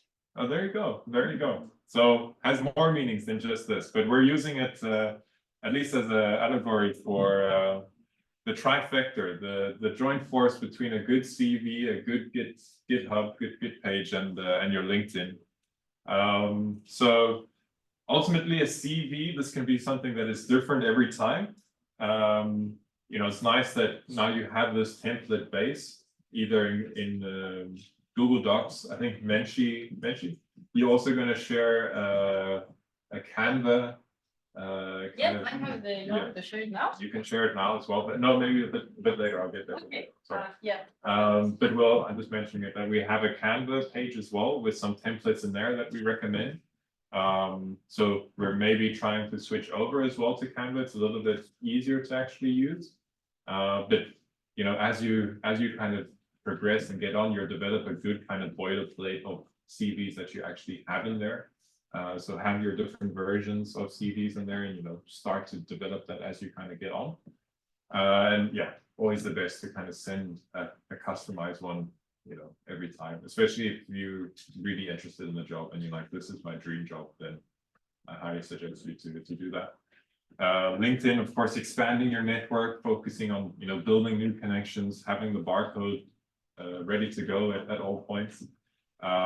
You know, dressing that in the right way, looking prepared, looking approachable as well. And then GitHub and your portfolio, like sharing your skills, showcasing them, make sure that people can see what you're doing, what you have out there, the project that you've been working on. Yeah. So if this was too far out, then there's also just a simpler analogy, like, you know, pick your preference. Like, I think everybody knows the stool, right? I hope. So, you know, everything comes together to ultimately build this platform that we're talking about, and support you in your job hunt, like the stool supports someone. Again, may I ask? Yeah, you can ask the question. So is it a good idea that CV and LinkedIn are exactly the same like each other? Like, In what way? yeah. Exactly the same as each other. Yeah, the same points, and yeah, when you, for example, open somebody's LinkedIn and you get somebody's CV, so you can see if they are exactly the same, for example, is it a good thing or is it a bad? I definitely wouldn't want them to look like different people. That would be inconsistent. So it's good that they are like consistent with, I can still see this is Katie, you know, like that's applying here. I wouldn't want to be like, oh, there's now a totally different experience here. And then, you know, this one I was like a senior backend developer, and now at this one I was, you know, working on a horse farm or, you know, doing something else. Like, keep it consistent. I think your LinkedIn, you can build more. You can obviously just add your experiences down there. So, you know, that's nice that you could just have more. And maybe on points, you would just touch on other things that you don't necessarily like, where LinkedIn doesn't allow you to maybe mention something, then you mention that in your kind of extended bio, in your CV option. But your CV will limit you on space for your experience, because then you only maybe reference your top 2 to 3 experiences in there. You have all your skills nicely laid out in your CV. You have your languages, some of these additional information, you actually have that in your CV. But your LinkedIn, that's where then you can go nuts with. If you have a lot of experience, then you lay that out, right? And you lay out your whole track. But yeah, I wouldn't want it to be like, that would be a red flag then if I'm like, this looks like not the same person. Of course, the experiences should match, and you know, able to see the red thread. But yeah, don't have it where it's totally customizable, totally different, or using different positions or anything like that. So does that make sense about the relationship? And Yeah, I think maybe I need somebody's help to look at Look my at it, CV and LinkedIn, so I can better describe how, yeah. maybe Ulla, did you hear that question? I don't know if there's anything from like that you could I couldn't hear the full of the last question, but was it something like, what's the difference between a CV and LinkedIn, or what was the question? The question was whether LinkedIn and CV should be the same, or if they should be different, right? Yes and no. It's 2 different tools, but you have to make sure that you're not saying something in your CV which is set opposite in your LinkedIn. So they need to be aligned. They need to tell the truth. It shouldn't be so the reader would think, is this right or is that right? But as you said, on LinkedIn, you have some possibilities to add some things in a specific group as it's set up. On CV, you can elaborate more, for instance, on who are you as a person, something about what do you like to do in your spare time. You can talk more about in the bio pre part, you would write something about who am I? Am I married? Do I have kids? How old am I? Things like that is not necessarily something you put on LinkedIn, not necessarily. On the other hand, LinkedIn is a tool that groups it very nicely, that can give some other type of information. So what courses have you taken? What groups are you following? Did you get any references from some of your former colleagues and things like that? So see it as 2 different type of tools, but they need to be aligned. Otherwise, people would think, where are you lying? Yeah, and I would say at all costs, avoid that question, because that would not be a nice experience for the reader to kind of have and then be the first thing. So I need to understand more about this whole CV and your LinkedIn, and why was it like this, and how did you know? So yeah, we definitely try and avoid that as a possibility. Yeah. Personally, I prefer LinkedIn as a hiring manager because it tells me exactly what I might need to know. But I would always look into the CV because that would give me some more flavor of who is this person, how old is he or she, not because it's right or wrong, but just to get an idea of who is this person. Yeah. So more like that. So I would always look into the CV, but in terms of skills and experience, I would rely mostly on LinkedIn. That's my personal opinion. It might be different from others. I would agree with that as well. Yeah.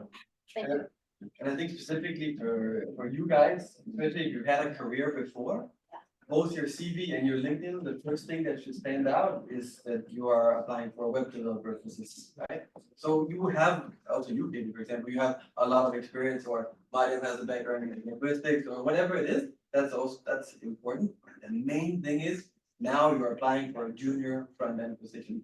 So in LinkedIn, in your CV as a first thing, highlight that, right? You are maybe proud and it's great that you have all the other experience, but the main thing is now you are applying for a front-end web developer position, right? So that's important.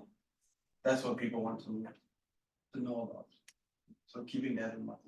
And be aware of in LinkedIn, there's some sections. Make sure that you put the right information in the right sections, like current experience, that's where you work. If you're not working right now, then it should tell just the last job you did. So right now you're in a training on Hack Your Future, but maybe you don't have a work on the side. So Hack Your Future training should be put on courses and education, not on what you're currently doing, because it's not a job. So be really aware of the differences of the sections in LinkedIn. Mhm. Lovely, yeah. Cool. I think, well, we're gonna definitely dive more into this, and so also there'll be some chances to ask more questions on this all as we go along. So these templates, I think you probably all had a bit of a look at them. That was. This was the one that you were referring to, exactly, yeah. Only one page. Just the one pager, yeah, so we'll touch on that now, but at least, you know, you can use this as a base of just some standard templates. It puts everything, you know, the text is something that you change, but ultimately the standard just means it's a nice kind of easy way for someone to go through it, digest it, and get the information that they need. And why we always say it's because, you know, hiring managers don't have a lot of time. They have some time, but they don't have a lot. So that's why if you can boil it down to what makes the most relevance for a one-pager as a CV, I would always recommend that more so. And then make sure that you have maybe, then you have, if you have a lot of projects, then you link out to it, or we need to explore other options about how can we actually link out somewhere from the CV. You know, that's why your LinkedIn is a good tool on the side of this, because then you can have all your experiences listed there. So also make sure that it works maybe in conjunction with your LinkedIn. So, okay, I don't need to worry about having all my experiences in here because my LinkedIn has that, but how can I choose the right experiences that are maybe the most relevant for this job that I'm choosing for? And then in this bit of a space down here, then you elaborate on like, why do I think this is actually the most relevant experiences for this job, for example. So yeah, these are templates. Menchie will also share, there's a Canva page that we set up as well. So maybe some of you might know Canva, might be more familiar with Canva as well. We can take some questions or just write on the channel when she shares that if there's any questions how to use that. But I think you want to touch anything on how to use that Canva page? We can do it when they start with the. Okay, so Menchie will tell a bit more about that, but there's a Canva page as well. And then there's also something else. I'll share a message about that later on. There's a tool that we have access to called Nova Resume. I believe we get a trial for around a month, or it might be 3 months, I have to confirm. But it's a wonderful tool that helps you set up your CV. I would recommend you to go and check it out. See the different templates there. It's a lot built into the whole formation of the CV process. So they ask you questions, and it's an online tool, and it helps you kind of form your CV. If you're interested, I'll write a message after on the Slack channel, get some interest for that, and then you can have at least a brief access. If you really like it, then you can continue it, of course. But I would just suggest have a look at it, see the different layouts that they have there, see the tool, what are they recommending you on it, will help kind of show at least all the effort and energy that they put into finding what does a good CV look like. A nice tool for seeing that. Would you please put it in the Slack? Yeah. Yeah, we'll put it in the Slack. So just on some, so this is a CV that we're looking at. I don't know if it's the best CV possible, but this is just a at least highlighting some points that we could, you know, be careful for or look out for when actually creating a CV. So a sloppy picture, you know, making sure that you have kind of a good professional picture. And as Ahmed even mentioned last time, leave it out then if you don't think it's a good picture, or if you don't have one. I think do one today. you can do one today. I think you can also usually do at the IT fair as well. So there should be lots of opportunities where you can actually get a good portrait picture. But yeah, if you do need a portrait picture, let Menchi know. She can help you out. So, but yeah, something to be aware of, and also in all these templates, it will give you a nice format to where to put that. So it makes this a lot easier. Include your GitHub and LinkedIn.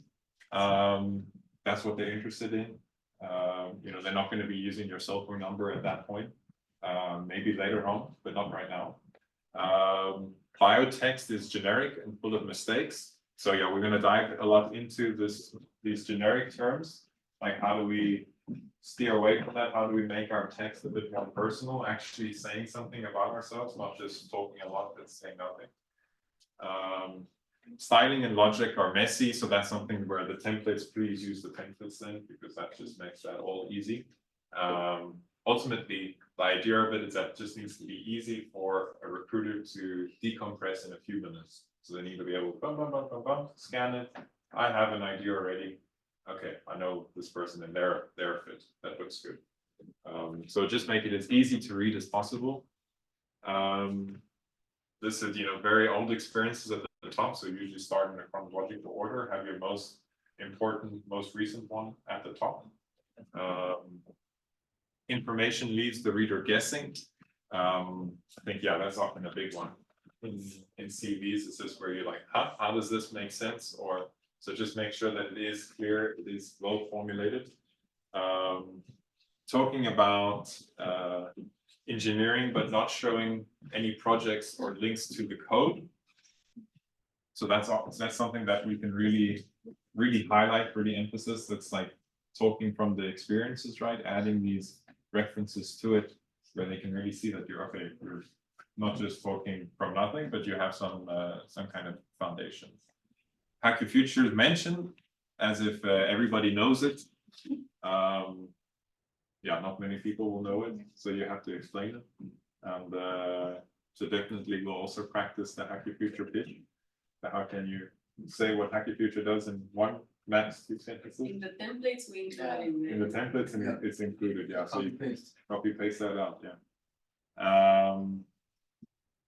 What does that say? Proud and not taking feedback. Yeah. So yeah, that's probably the biggest red flags. Yeah. You know, not taking feedback. So always be open to taking feedback. And of course, these things are personal to some degree, right? Everybody will have a bit of a measure. Companies are also different. So what one company might like, another company might not like. So there's a level of personal preference in this as well. We'll try to talk about the most generic terms and highlight that too, but you know, as well, and that's when we'll experience later on when you go around and have conversations, show your CV, what do you like, you might get some contradictory opinions. Good to know, good to see where those contradictories are, because then maybe like, oh, this is something where I can then just choose my preference and say, what do I feel the most comfortable with? And then see what works well. Also, maybe even some people don't know what works well for them, and you just try it out and you see, okay, easy to decompress, easy to read, everything makes sense is ultimately the objective that we're trying to hit for. Nope. Whoa, who's that? No. But first, yeah. So we just quickly run through to this. It's just contradicting the other slide with the template that we have. So the bio text is the most valuable real estate. It's what Ulla is also briefly mentioned now. It's where you can differentiate yourself a little bit, where you can write something unique actually about the job position, make it a bit more custom, show a bit more about yourself. Also think about, you know, if they're looking at all this experience, they're looking at your education, they see you have different development projects, what can you mention there that is different from everywhere else? What can be something unique that actually makes you stand out? So of course the LinkedIn and the GitHub are included on there. Be consistent with the styling and logic, easy with the templates. Prioritize the most relevant feedback and recent experiences. So most recent at the top, and you work your way down like that. Make the information as easy as possible. Yes, even as easy so your 5-year-olds or for all the mothers in the class. I guess try see if your kid can actually understand your CV, and then you know that it's a success.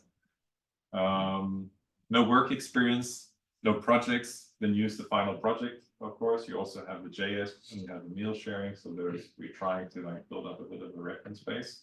And then of course, like we mentioned last time, projects. Keep working on more so you can pull more in here. And then yeah, use the templates and of course always get feedback with what you can start doing today. Yeah, question. No, I see the hand. Yeah, I'm asking so many Yeah. questions, but when you talk about the project, that these are really project like wheelchairing, for example, like the final project, but not some normal task like to-do tasks, or you do not mean that No. although we are supposed to make some different branches for this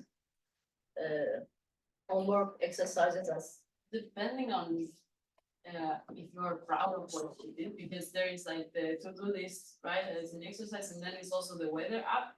That you have to we didn't have weather up, I think we had just to do and GitHub search. Yeah. I think more clear. Yeah, so I think if you work hard on them and they look nice and the code is also well structured, then I will also add them as a side project or things like that. Instead of an experience, I would add them as projects. Yeah, and for sure, if it's something that you're really proud of and you can talk about and reference it, then you could add that in. I would say that if we look at a definition of like what is a project and what isn't, a project is at least something that is a solution, right? So you can define it as a solution, that i.e. you solve this problem with this solution, and you know generally it can then be a self-existing. So you know, we're looking basic, then maybe a website or something that's kind of interactive, or if you JS projects like this, you know that of course is a project. You know, whether it's different homework assignments here and there, I would say that might be a little bit too small to kind of add in as a, you know, a project, let's just say, because it shows if you know what projects you have out here. So I would, it is generally if it's something consisting of multiple weeks of work on something larger that you can showcase, I think that's nice. But if it's just something, yeah, a small little 2-hour thing, and you're like, oh, that was fun, and throw it in as a project, I would say generally not, unless you really have something that you want to talk about or showcase with that specific scenario. But I would say leave that out. Yeah. All right, so here. And based on all the things that we've been talking about, we have this example of Dimitro, who was really kind for sharing it. Yes. So now I want you to tell me what you would change based on all the things you heard today. What would you change from this CV?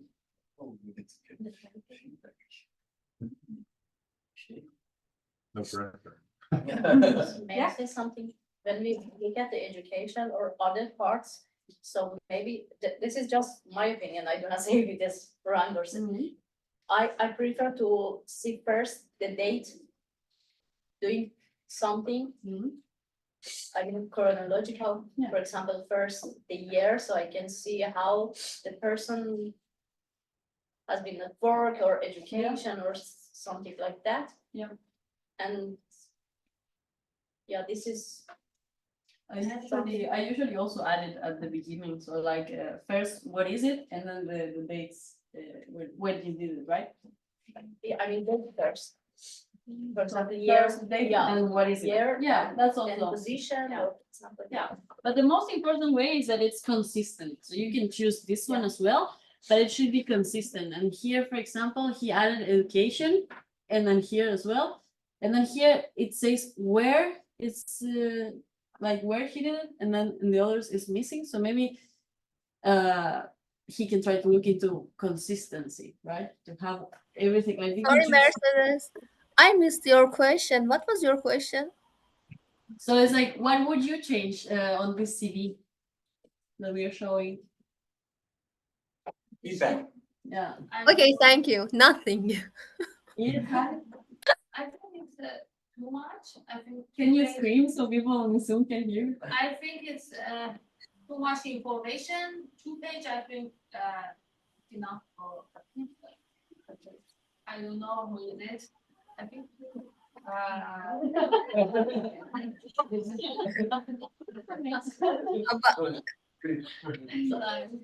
If you're looking at CV and you don't know who it is, that's a big problem.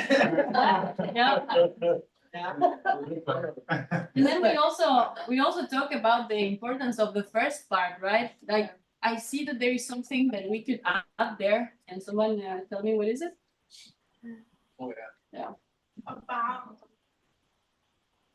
So he has an ability part, right? But maybe something in the contact part.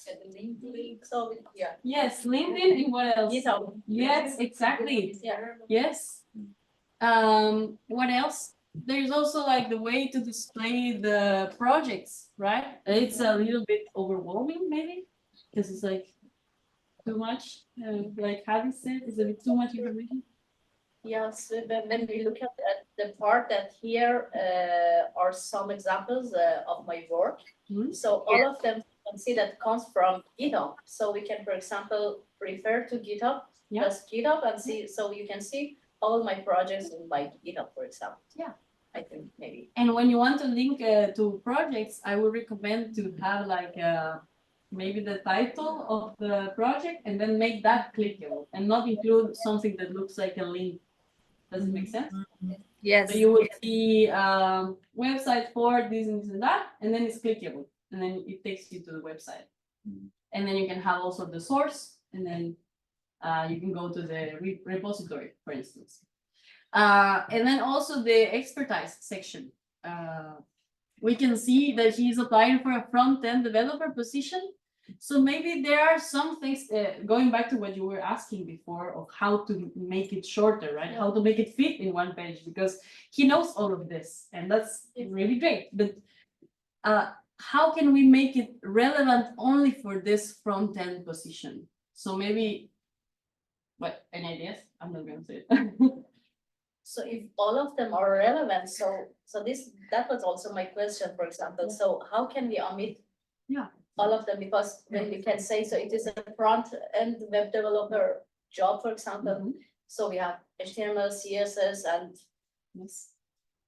some other things that are related to that. But if we put also other things, so doesn't it mean that, or to show the personality or the ability of that person that, okay, he knows more, or he has the ability to learn more.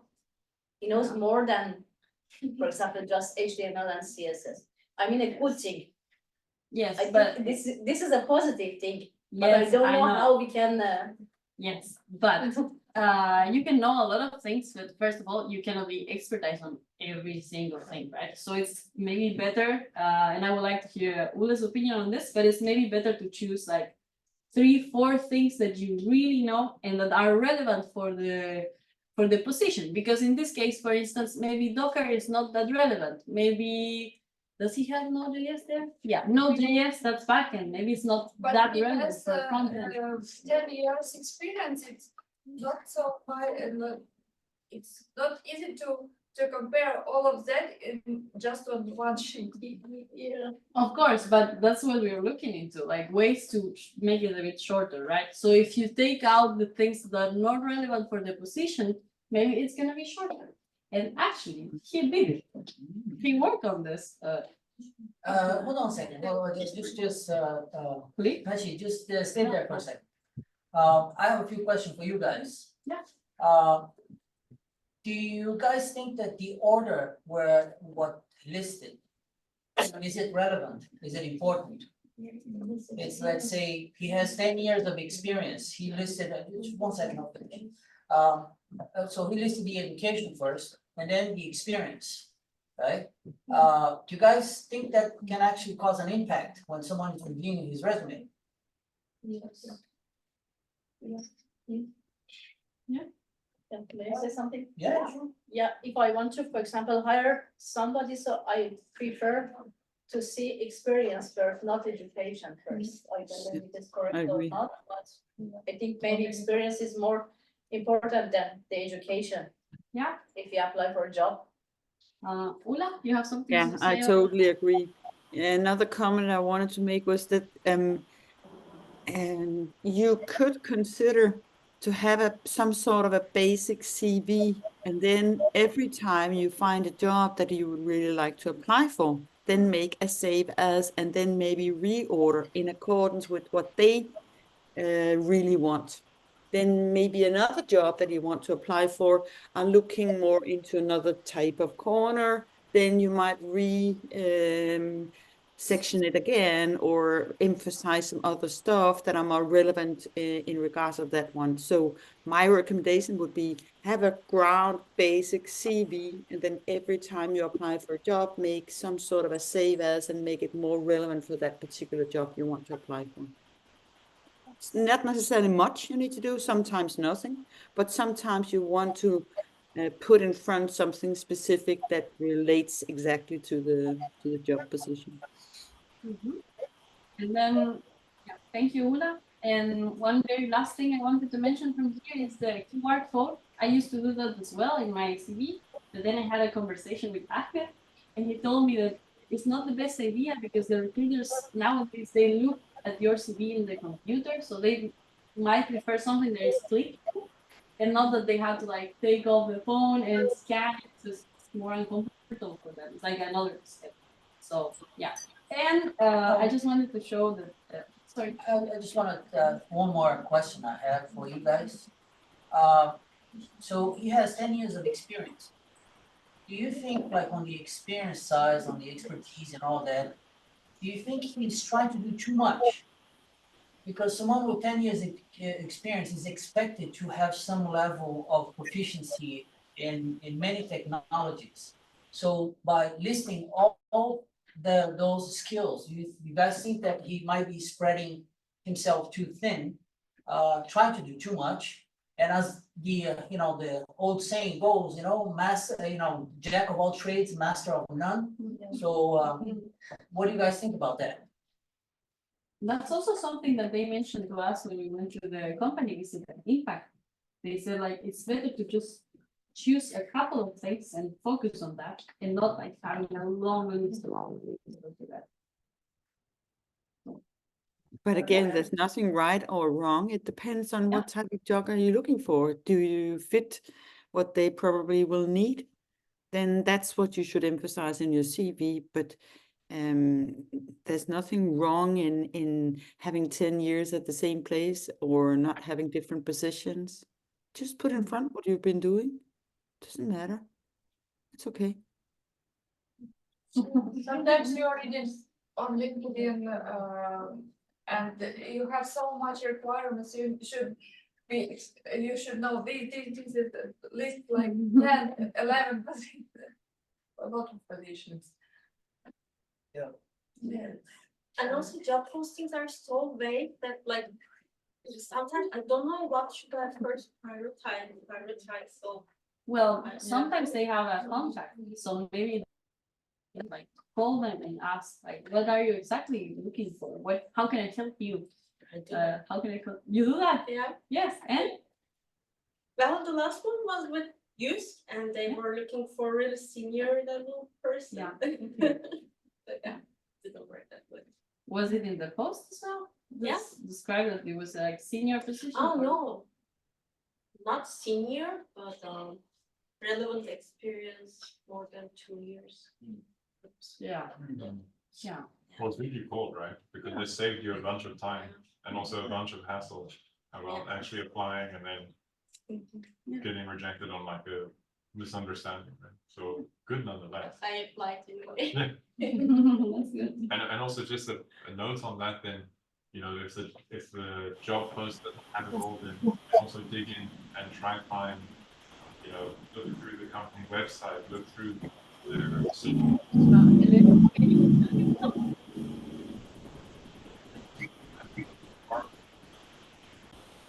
I believe so. Yeah. Oh, you did it. Okay. Yes. Nice. but yeah, do the digging as well. See, you know, go through their socials, go through their company website, everything like that. Is there any more information that comes from, you know, that process?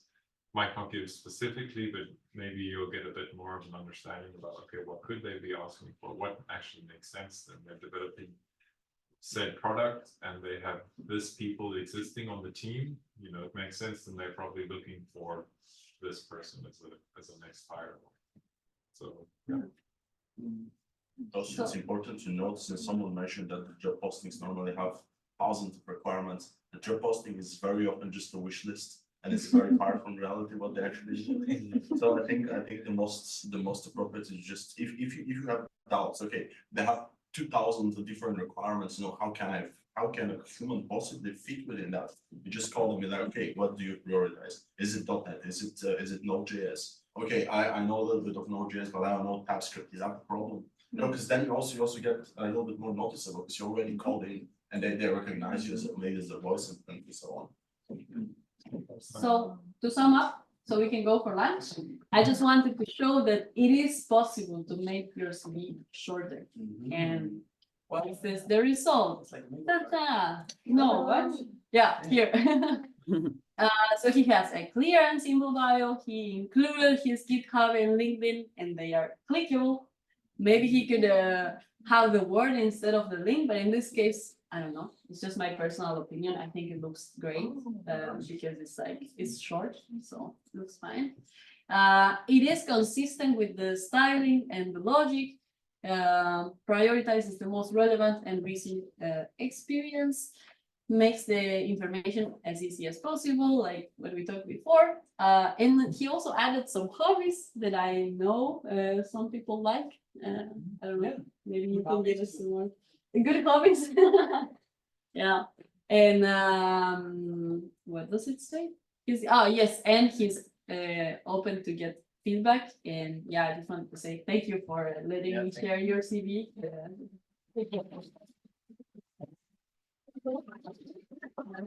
Lula, do you have some comments?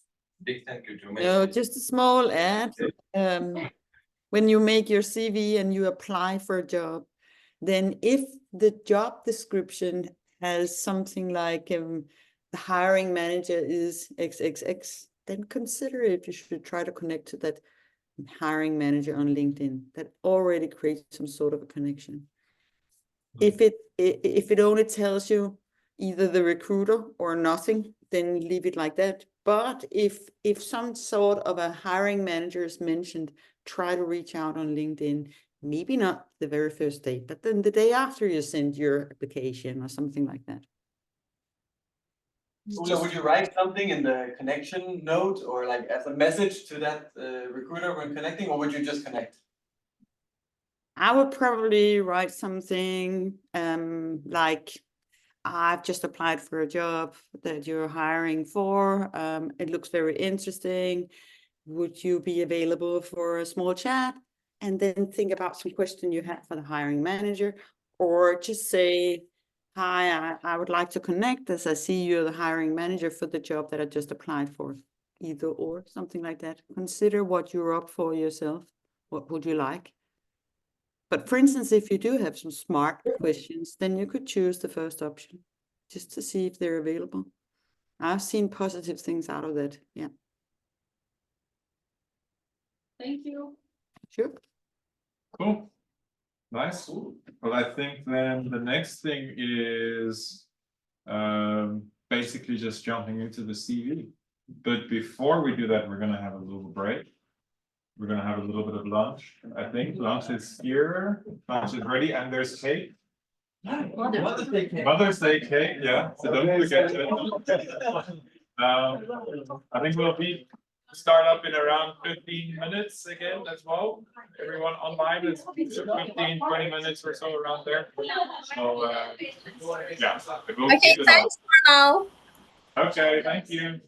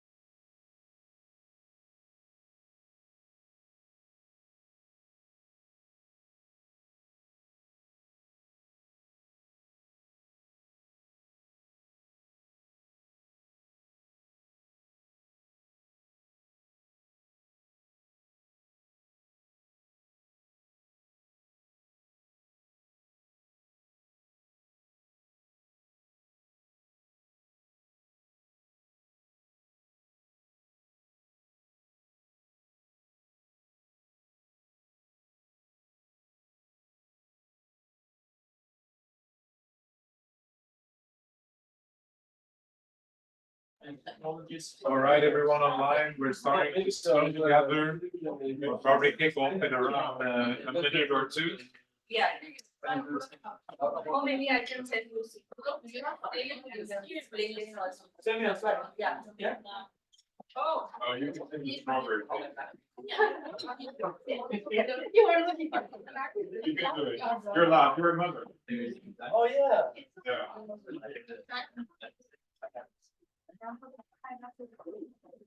Renee, we're watching you with the cake. What? We're watching you with the cake. Am I not allowed? I'm not known for taking. I will let the students.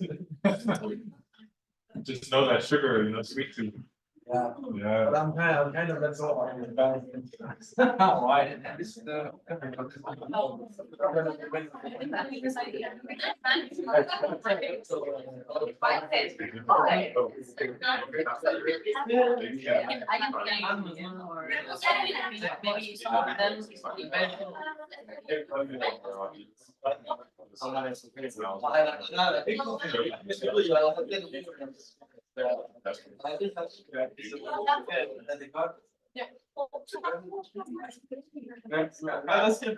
All right, all right, all right. Sharing this now. Yeah. Everybody is now. Maybe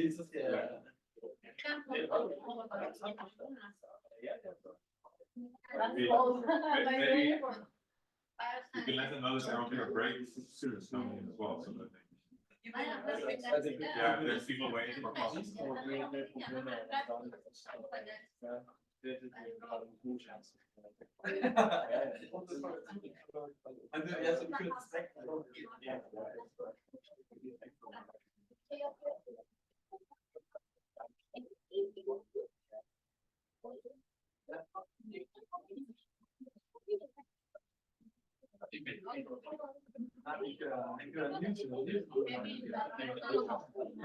Your life enjoyment. Yeah.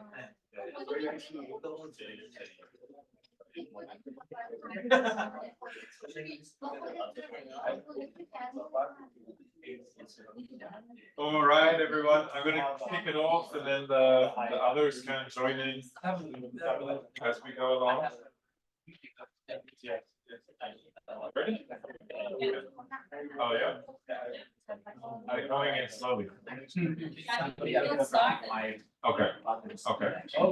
But something that's so we'll have a bit of a look at the CV now, kind of dive into this topic.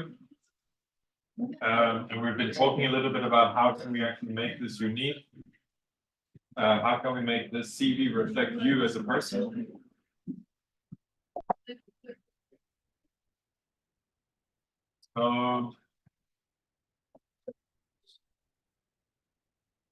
Yeah. What are your strengths? Ultimately, finding your strengths, finding your core focuses, your attitude, I can do this, your determination and grit. And ultimately, your story is unique.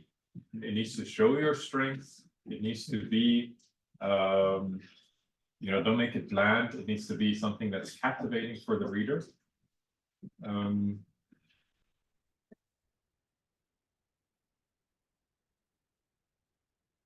So you can do it. That's ultimately the approach. You have a can-do attitude. You won't be here otherwise, right? So this is also something that often is phrases that we use, like we can do, it's all good, we have determination, we have the grit. But some things you can often take for granted, and that's in the case where we're looking at the CV and how can we boil down the CV. Like maybe some things are kind of taken for granted, and it's actually then how do we expand that you can show this? How can you actually, in words, without just saying I have a can-do attitude, how can you actually show and showcase that you have a can-do attitude? What does a can-do attitude look like for you, and then explain that in your CV. Another example is you're part of a community. And yeah, no one can take this network away from you as well. So something that's important to mention, important to reflect in your CV. That, you know, Hack Your Future, what the kind of Hack Your Future base is also given you is a network, right? And so you have a network within IT, you know, based here in Orcus. So this is something that works in your favor. How can you reflect this? How can you show that in your CV? Oh. So that was, they were already there. So that came a bit early. So straight into the jobs part of it, and a bit of an exercise. So I would like you, oh, where's my cursor? Here we are. So search for your favorite job. So we're going to take 15 minutes for this. Find 2 jobs. You have the portals from last session. Have the different portals. You also have LinkedIn. Keep LinkedIn in mind. Keep your passion in mind when you're searching for this. So make sure that you're able to talk and reason, why are you interested in these jobs? What about you makes it a good fit? So don't, you know, necessarily just pick the first one out there, but make sure that you can have a bit of a conversation about, okay, why does this job actually fit you? Why do you fit the job? You know, do a bit of your homework in it. What do they do? What does this company actually do? What do they sell? What does the team look like? You know, what position am I going to have within the company? These certain things that you're able to a bit reflect on them. And then, so find the places where you would love to work, and also explain why you would love to work there. You know, have a comment for that, kind of prepare. So search the favorite portals, the one that you like the most, and then find 2 jobs which really suit you. Know what the company does, what is the role, who is the team, what are their values, and why do you align with all of this. So this is just the first part of it, and then we're going to use these 2 references a bit more later on.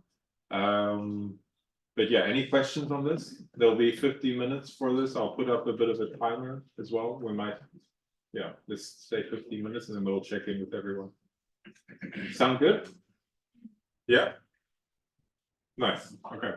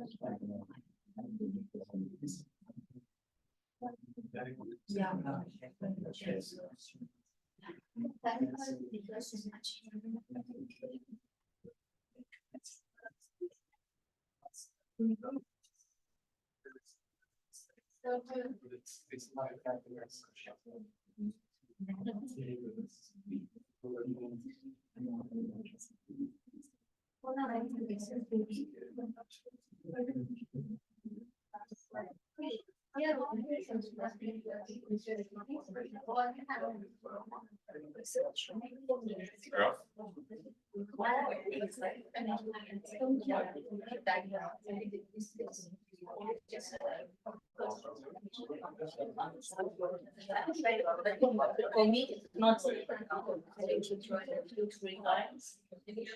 No, it's like times. Next one question in place now it's yeah, I think now it's Seems to be on my side. You're gonna finish that?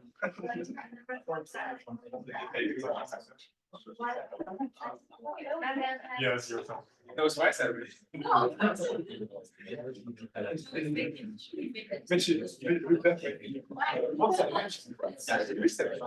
Yeah. No.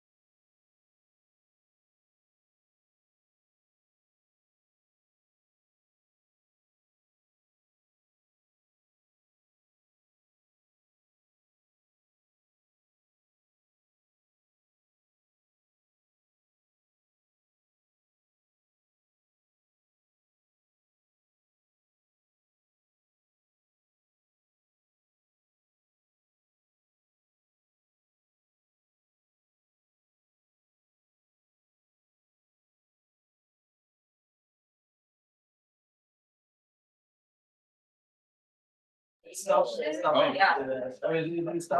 you, how long have you been muted? Bula, can you hear me?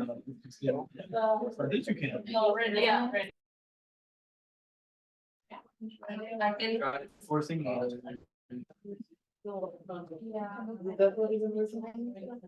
Bula, can you hear me? Now I can. can. Yes, we can. Oh Now we no, can. God. Have you been muted for a long time? Well, I didn't hear what was told between this and the last break. Yeah. Oh shucks. Okay. No Okay, problem. that's More than 5 minutes. okay. Sorry. Okay. So you've been out the loop for a little bit, but then I'll just quickly just set what we're doing right now. So we're just having a look at our actual bios. And we're just spending basically 5 minutes looking at the bios and seeing if there's anything on our existing bios that we want to change based on kind of the information that we've just been going through this session and last session.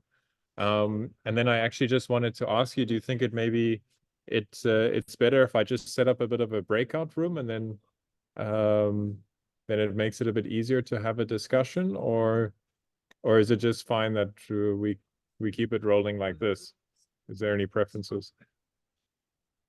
I don't have any preferences, but the question is that you want to have it in one big forum to go through some of the bios, what were their findings and so on, or if you want to make it one-to-one, so what do you want, or groups? I don't know. So individually, we just all the trainees are looking at their bios at the moment. Yeah. And they're just seeing if there's any points that they can update their own bio on. And then actually in the next exercise after this 5 minutes, then they're gonna team up and they're gonna share a little bit about their bios. Yeah. So maybe in that sharing round, then I'll just group you into a breakout room.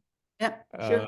And then there can be a bit of a sharing there. And then now just for Helena and Marvin to know, if you could just have a look at your bios, and then see if there's any kind of changes that you would like to do to that, if there's any maybe thoughts that you've had on like where those can be improved. If you have the time for it, then you can maybe edit one or two things, or just note down the different points about how would you want to change them. How could you see that being approved, and how do you actually use your bio? And then we'll have a discussion after this in the next coming few minutes. I have a question. Just a second.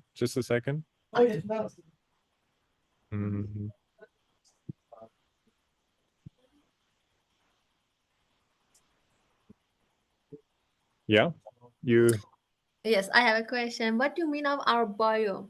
You mean we have to look on our CV, or go back to our knowledge about ourselves and our identity, and what type of people we are, and so we can find the place and the good place for job, or what do you mean of our bio? So in your bio, it's this place up here. Okay. Where you in your CV where you describe yourself. Yeah. Okay. Thank you. Yeah. So it's that portion. Yeah. Yes. Thanks. Cool.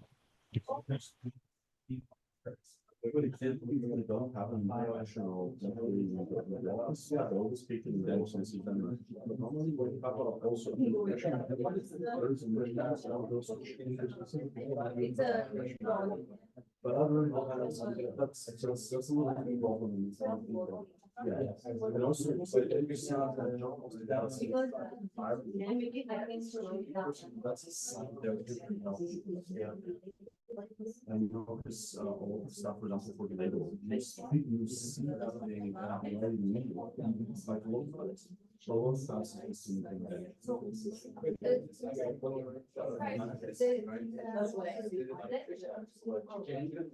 Yeah, it's. But honestly, in your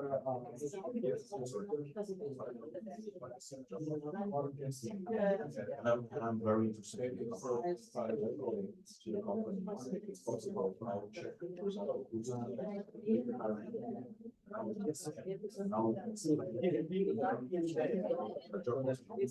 Okay, final minute, everyone.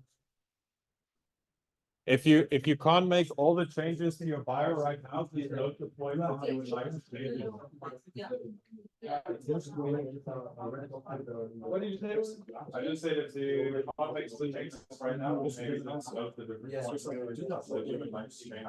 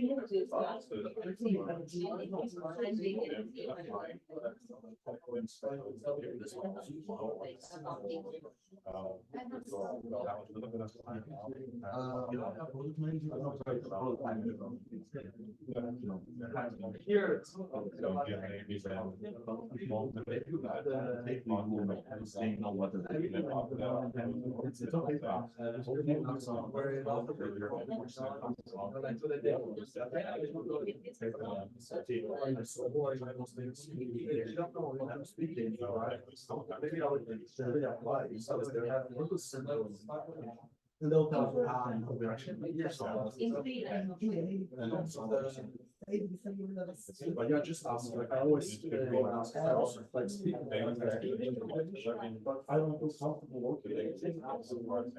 So.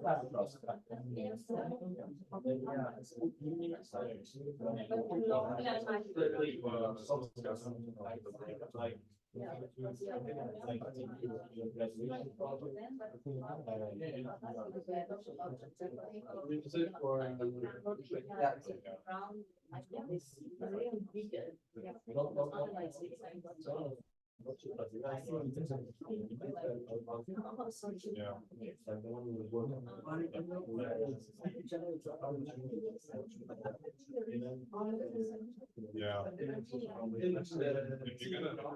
We got a snack about it. I'll just go on.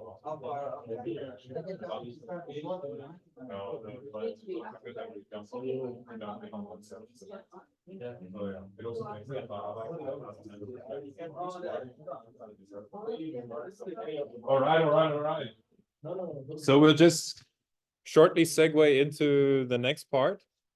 So as a lot of discussions also going on there. I hope there's some interesting points. But so now what we're basically gonna do is you're gonna have 4 minutes in a pair. So it would be great if you could pair up with someone, be it mentor or another peer.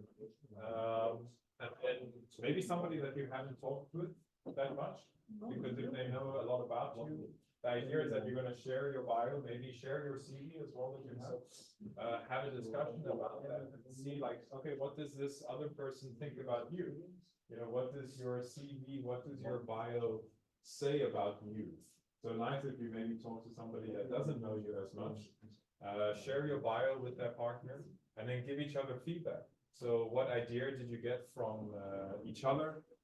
Is there something that you feel could be improved? Is there something that could be more clear?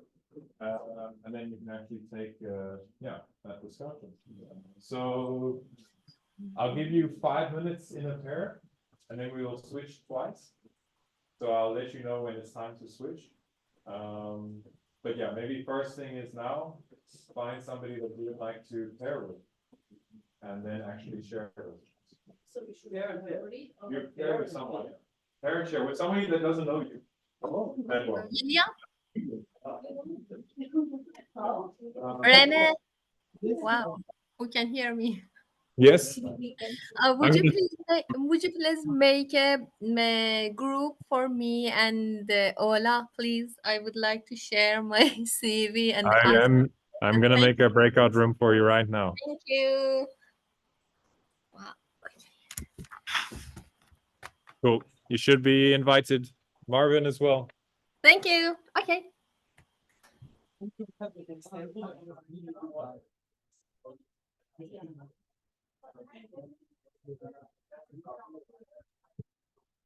I have one here that I.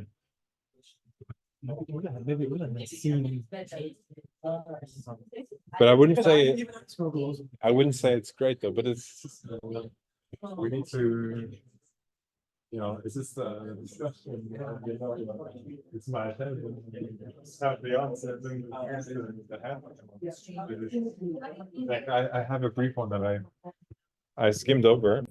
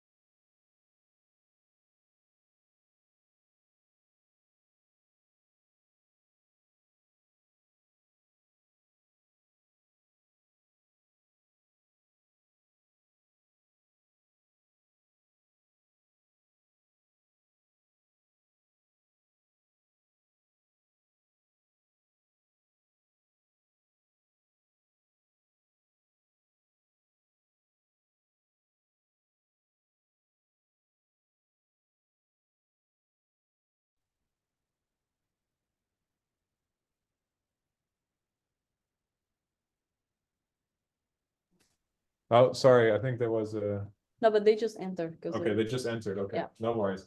But I was just saying, something that I discussed with Ula as well, that we're trying to set up more career one-on-one mentoring sessions. So I don't know if you remember, but Margriet, also one of our mentors, setting up this kind of book a coffee date type feedback round. So we're gonna try reignite that.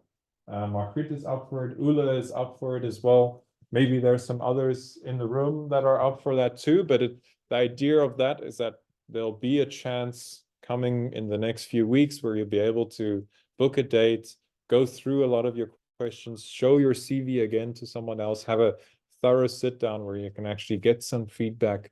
You know, maybe there's some jobs by that point that you've tried applying to, and try answer all the different questions about the career hunt. So look out for that. I definitely advise it. It will be such a lot of valuable insight that you can actually get from a one-on-one session like that. And they'll generally be around 30 minutes or an hour. So when that comes along, do apply for at least one session, see how it works.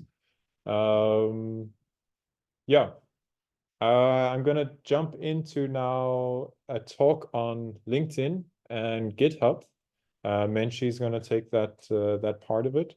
And yeah, is there any other questions about this final wrap up things or about the next then coming trajectory with your CV and everything? Nope. Okay, well, good. Then it's over to you. Where's the? There. Oh, you're right. Voila. Yes, so let's talk about LinkedIn. I got a LinkedIn profile. So now what, right? What should we do with it? Like, how does it work? So the first thing to consider is that you need to make sure that your network, and if possible, the network of your network, they know exactly what you're doing. And in order to do that, there are a couple of things to consider. So the first one, are you raising your hand? Ooh. No. Okay. So the first thing to consider is that most people will only see these three things at the beginning. So it's like when you connect with someone, the first thing you get to see is the profile picture, the name, and the headline. And we're gonna focus on this one today, which is the headline. Okay, so we have an exercise for this, which is create a nice headline that reflects what you do or what you want to do. And I have some suggestions here. So you can say you are part of Hack Your Future and that you are looking for, and then you can say specifically what is it? Like, is it full stack? Is it backend? Is it front end? Where is? And then add the skills, just like she has here, like JavaScript, React, TypeScript, just add it there. So we're gonna give 5 minutes for this. Can you help me set up the timer? I'm really bad at using Mac. Yeah. Yeah.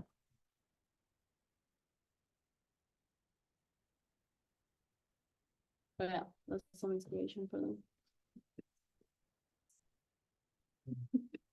Have to go behind the scenes. Okay, but yeah, they're ready to go, right? Yes.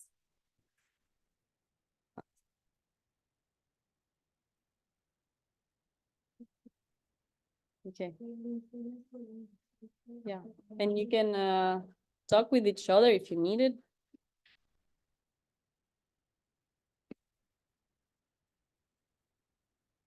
Of course, I need. Thank you.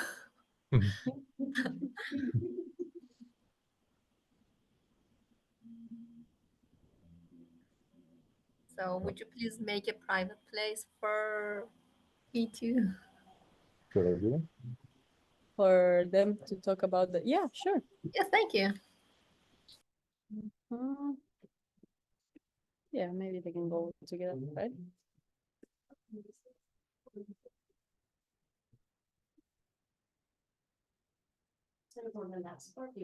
Is done?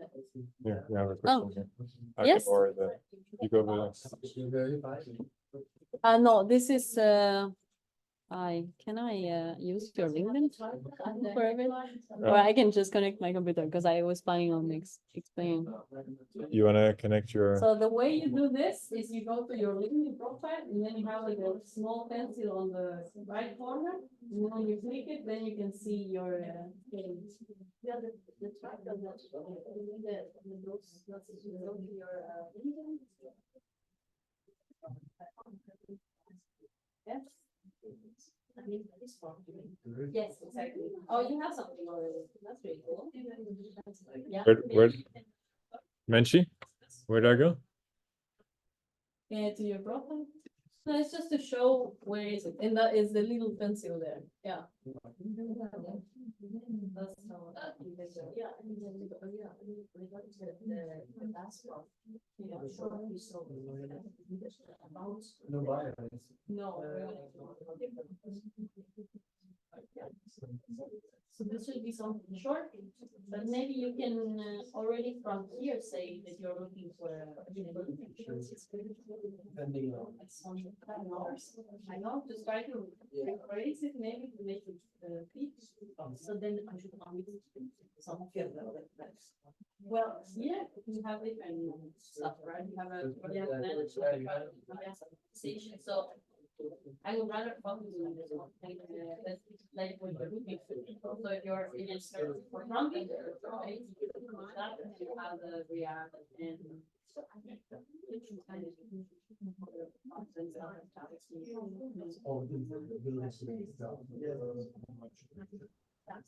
I think I have some inspiration also here.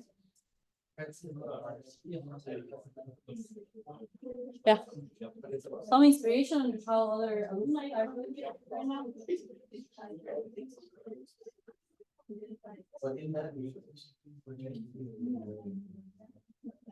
What do you have in your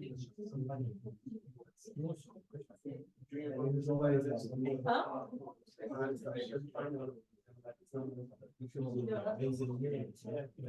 Well, all of us, we have like.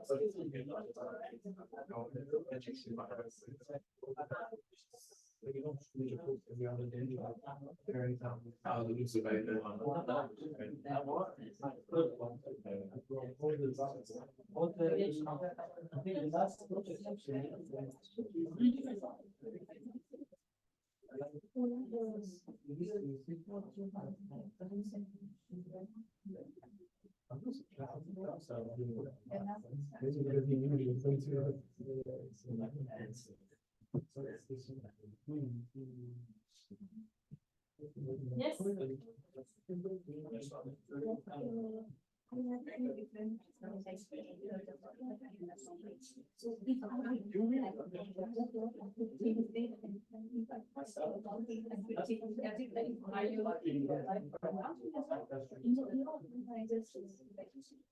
I think because then people can see this in your experience, like there is a app, but this is your experience, so accounting is gonna be there, it's just an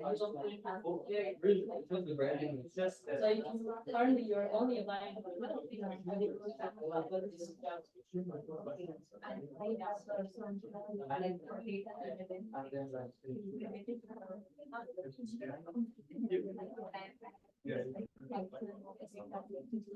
Yes, again, the best like Python.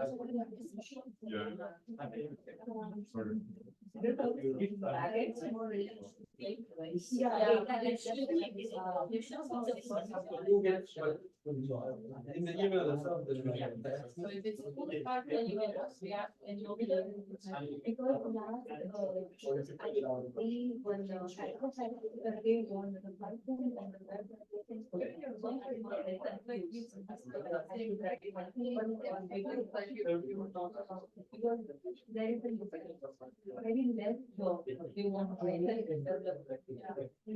you can always mention that. It's just, the first thing is very. I don't know. You connect with me. Then what do I see? Okay. You can. Also, if it's too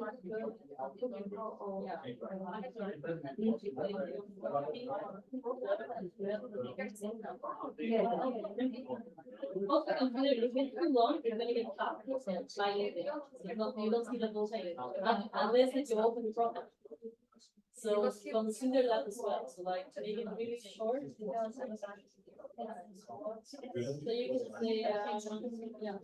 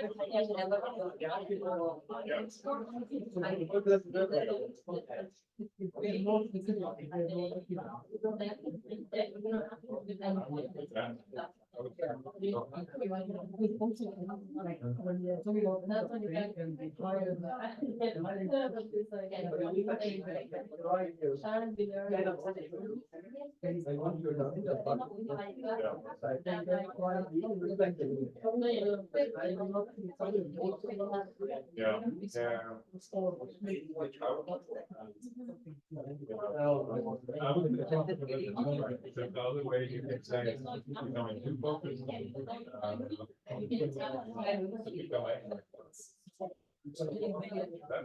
But then you go too wide.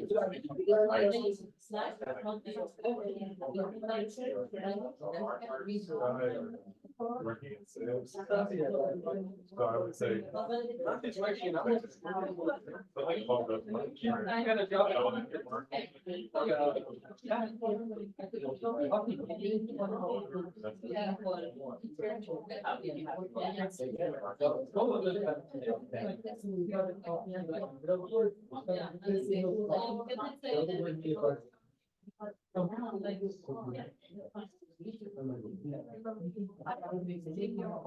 Very short life.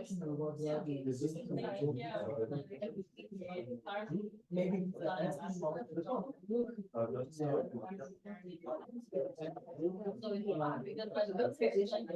Yeah, Yeah, sorry. I would train it from. But then it's really fun.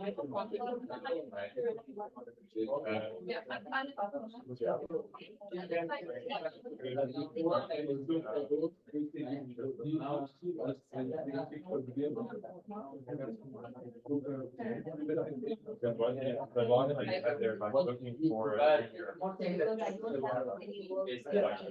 one of the things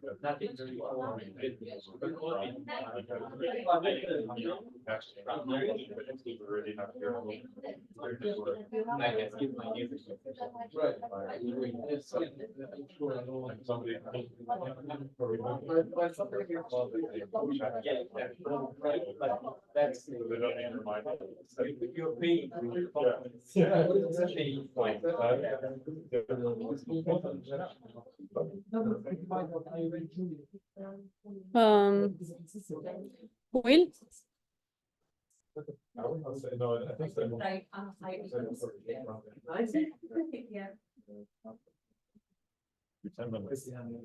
Yeah, I know. I need to rub it out now. Oh, sorry. I wanted to say there was 2 messages. How you just close them or Yeah. okay? I didn't want it to like break it or okay. Cool. Shows that you are working with some company in a company for your student or. So what is it? It looks like this now. Yes. And then what? Oh. Instead of Denmark. Oh, it's Denmark. Okay, maybe some of the things. Yes, like if you know, we actually know. So maybe it's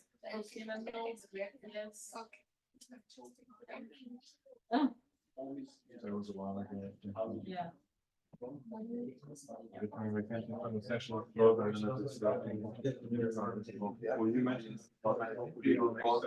Yes, it's like a Welcome back. All the two. Yeah. Every years. Yeah. All right, guys, we need to wrap up this part because we are very short in time. We have a lot of things to talk about here.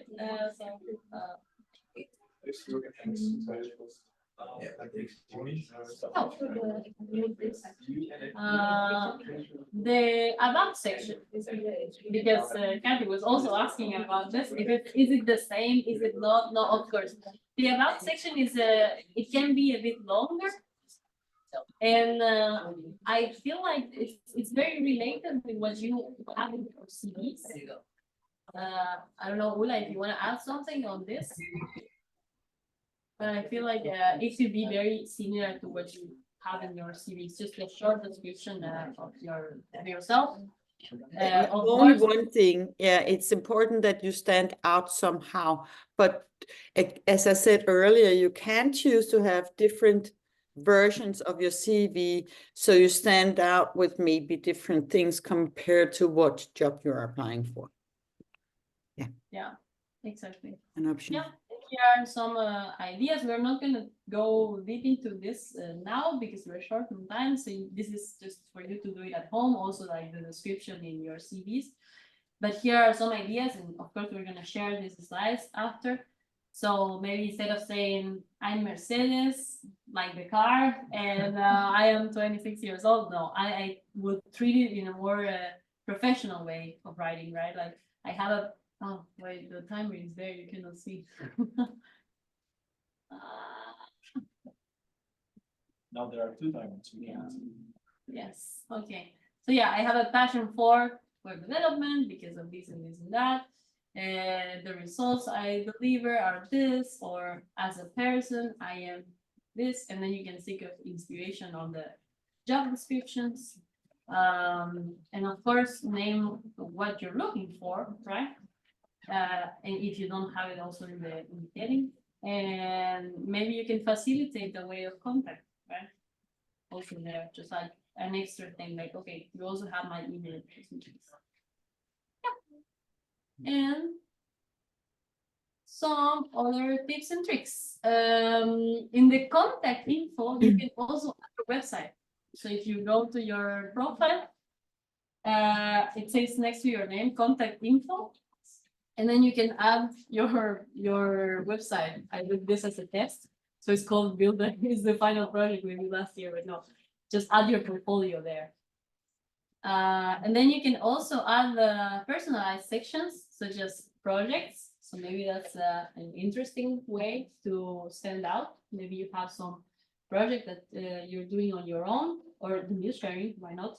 So you can put a picture of it or a video. And yeah, have it in the projects. Yeah, and also ask for recommendations. That's another tip, and that's also an exercise that we're going to do. So you can ask someone here to give you a recommendation, and the way you do it. Can I borrow your LinkedIn account for a second?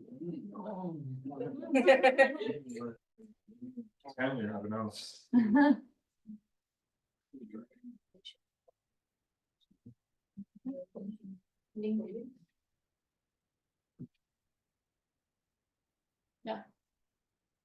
So if you go to your Do something great. and then you scroll down, of course, it has the regular ones like experience and education, probably, yeah. And here you can get recommendations, and you can ask for a recommendation. And then you can go. Yeah, you're right, Renee. It can be me also, because we work together. It's like, okay, Mercedes. And then continue. So maybe you can do it with each other. And then it asks you, how do you know? Okay, we work together. Yes, but maybe what you could choose if you're doing with some of your partners, because like we were students together. Position at the time, yeah, you have this, and then yeah, we're just doing this. We're not writing the recommendations now, but we're just going to ask people. So yeah, now we'll ask you. And then that's something also to do at home. But please go now and find someone from this room and ask for a recommendation. And I will set just a very small timer for this one. Because it's very quick.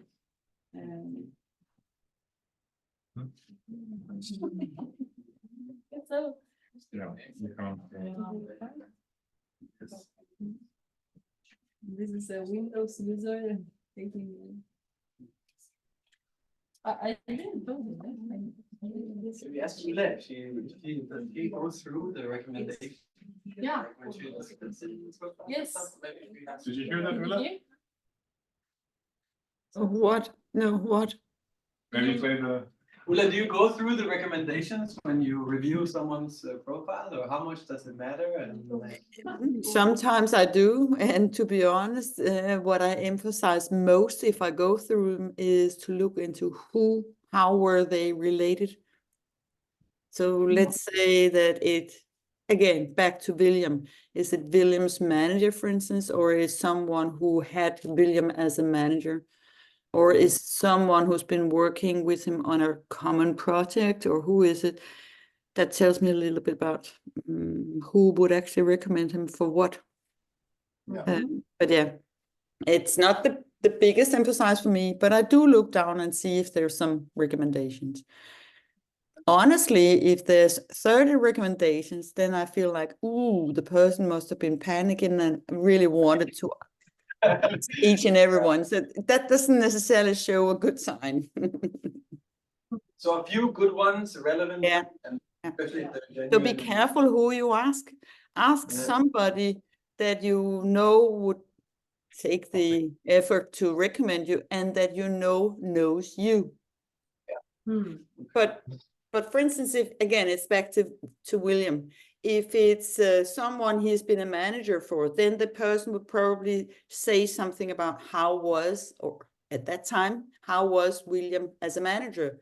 The other way around, if he's asking his manager to come up with a recommendation, that tells how is he working in a team.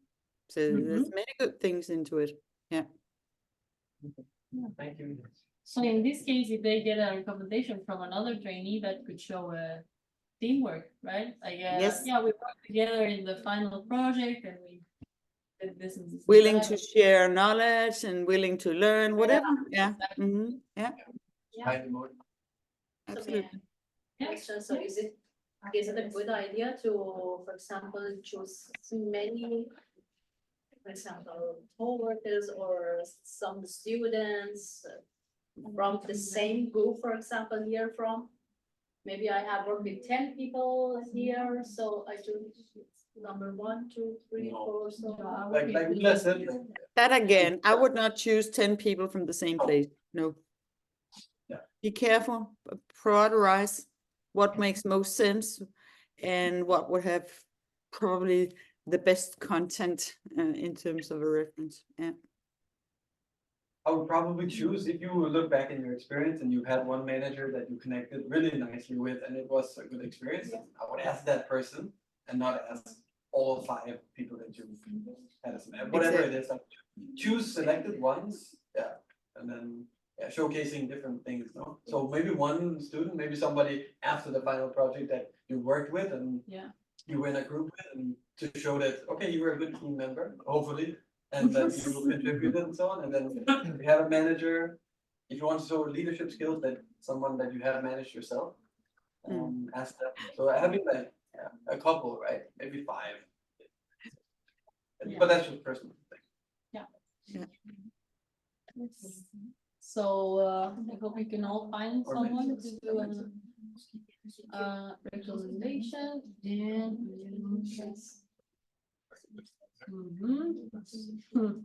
getting better at math. Yeah, and then I have the golden path kind of to grow your network. And here is like, this is also some tips. You can find, interact, connect, and stay active. These are the 4 main things, at least for me. Find is find the companies that you want to work for.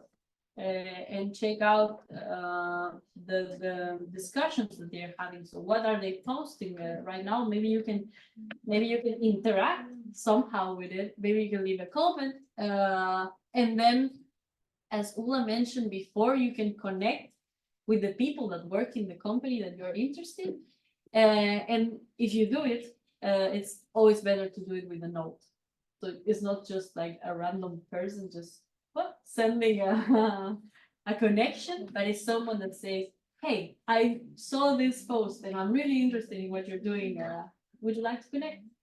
Or I want to know more about this. Let's connect. And yeah, hopefully they will accept you. And maybe mention it's important not to be fake about it. Yeah, exactly. Not like overdo it and right. I find your company very interesting, even though you don't know anything about it. Yeah, exactly. Because that's also a red one, you know. Totally agree.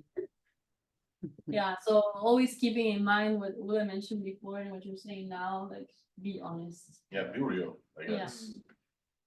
Be real. And then stay active. Like this is a loop that repeats, right? Yeah, like Rene, stay active.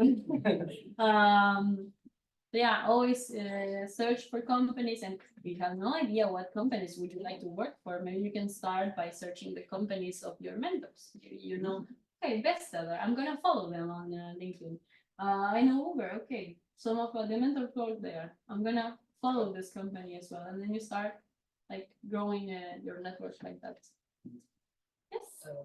Yeah. I just have a question. I find it really, really hard to stay active. I don't post anything or any. I'm gonna go to posts right now. Yeah. Yes. Posting, you guess. So yeah, I have some ideas of things you could post on LinkedIn.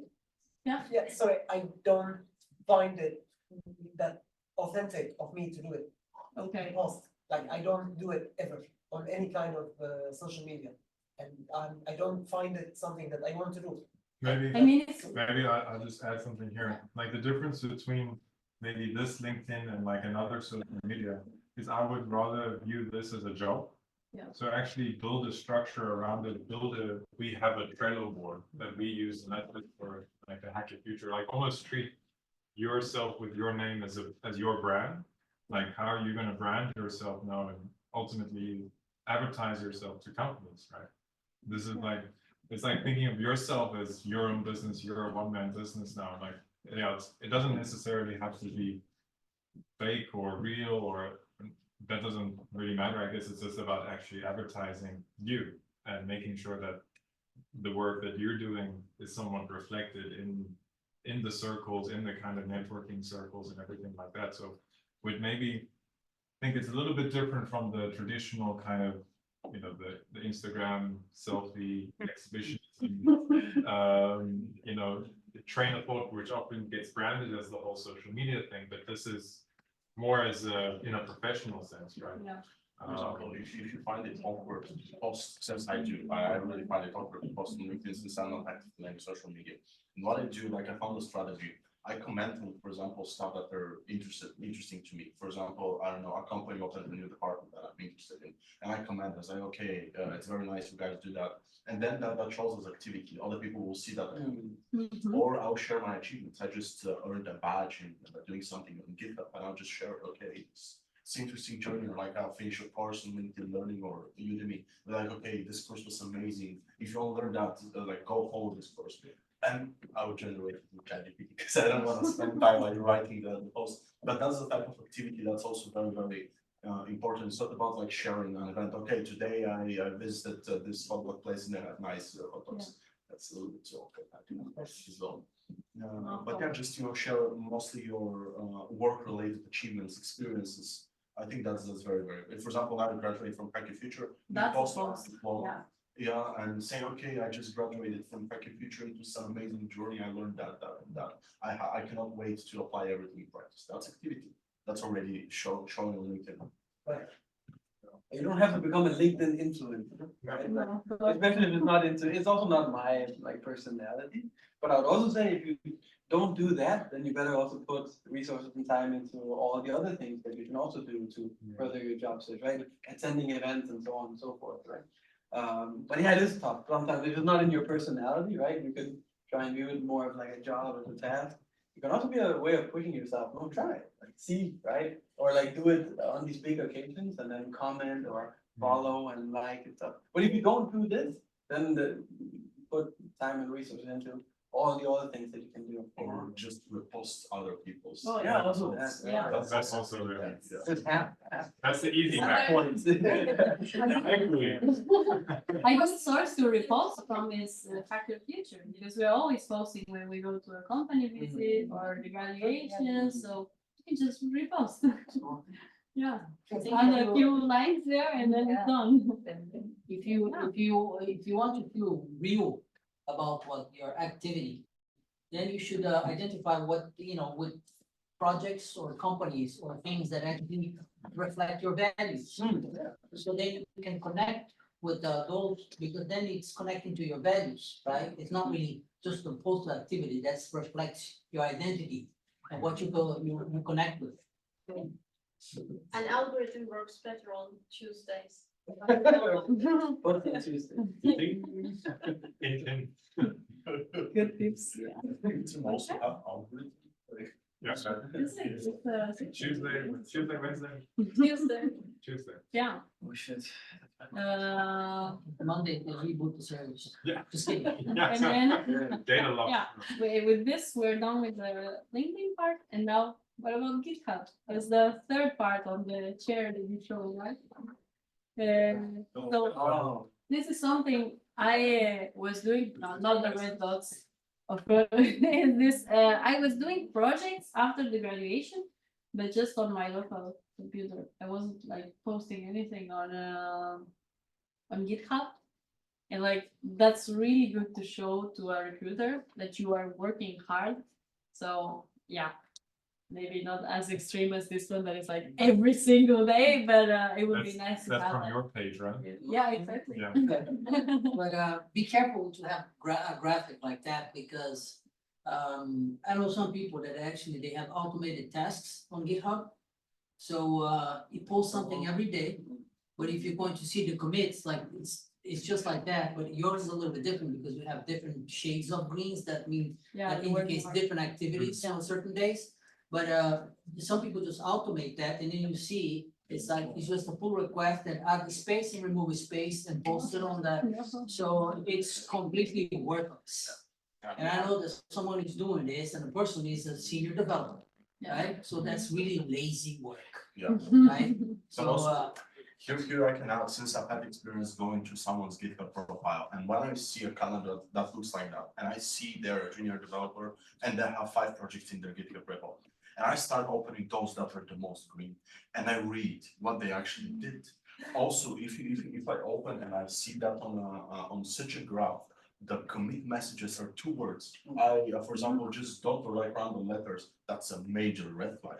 Because if you have that much activity, or you have like a lot of activity, you must be pretty involved in what you do, which means you must have the working ethic of actually posting stuff that are relevant. I'm not gonna repost my readme on the profile 10 times just to get like the greenest green of all. So don't just try to have a full calendar. Try to actually have a meaningful pushes, because otherwise that shows, they can see beneath what you're actually committed. Yeah, yeah. All of this goes hand by hand with be honest, right? So don't advertise it. Like don't cheat. Actually, go But and if you, code it. let's say, but I'll just throw this one out there, right? Yeah. But if you want to have some activity on GitHub, but doesn't want to show, let's say, it's something that you're just messing around with and you don't have anything. So then make that repo private. It still show activity, but nobody else can see what you've done on the commit messages or anything like that. So it's But obviously, you're not gonna do that on every single repo and have that, because then it's also a red flag, right? Yeah. But I don't think the activity of private repository is showing on this calendar. You can have settings too, you can have a settings where we show, yeah. Okay, I didn't know that. Open the contribution setting. Yeah. On contribution settings, you can actually have show contributions for private repositories. I mean, I have mine. I think it's a very important thing, actually, when you actually get a job and you start working for a company, the repo that you're going to work is a private repo, right? So you don't post anything public. You don't copy that, you don't even have the authority to, you can have the authority to clone that repo to your repo, but it's still a private. But you can change the settings and show in. The important thing is, whatever private repo you're working from any company, you start that repo. Would I start on it? Because when you leave the company, right, those contributions will still remain on your graphical on GitHub. Even after you left and no longer work for the company, no longer have access to that repo, but the activity that you've done, it doesn't disappear.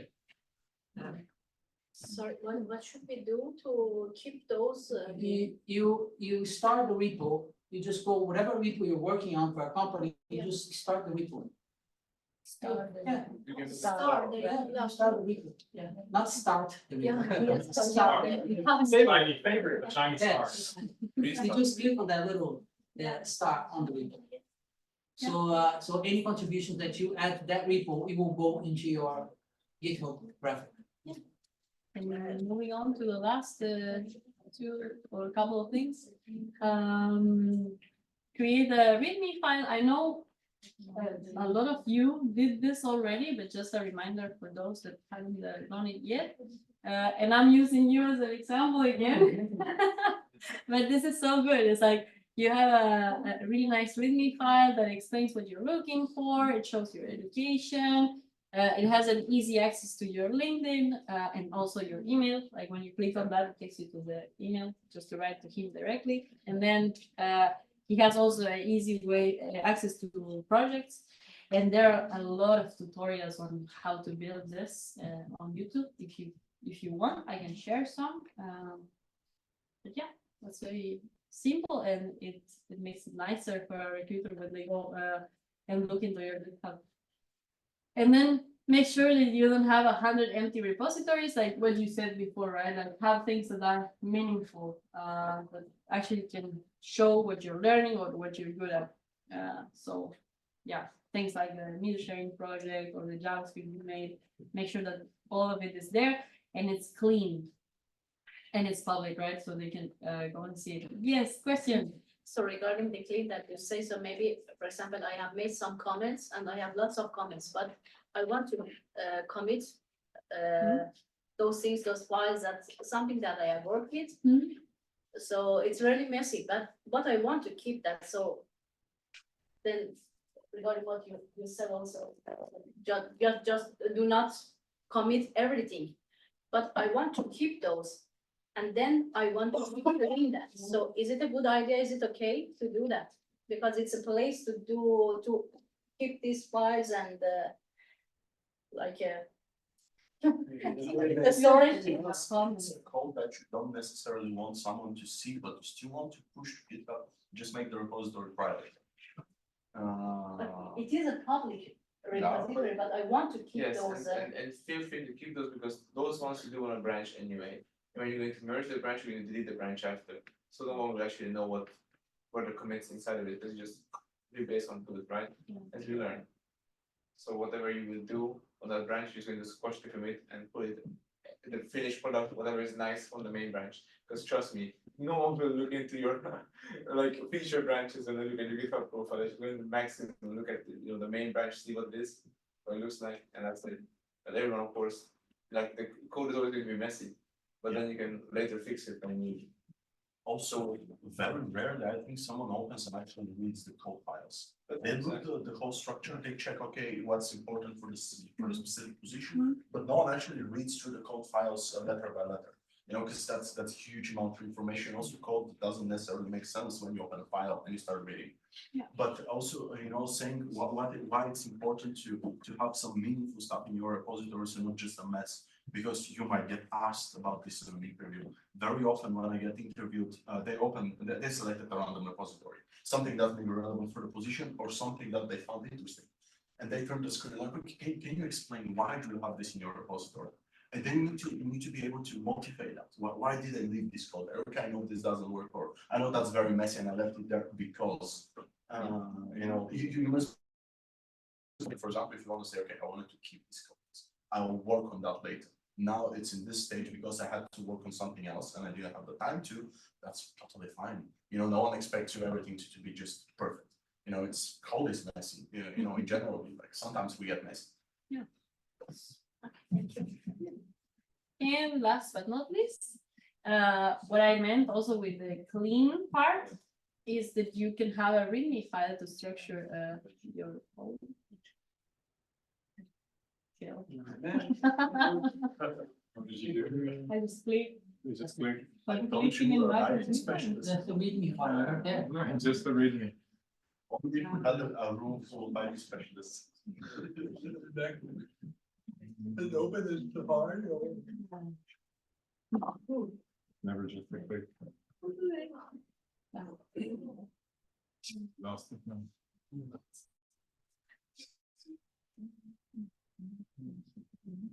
I literally just click. Alright, She broke it. broken. The computer.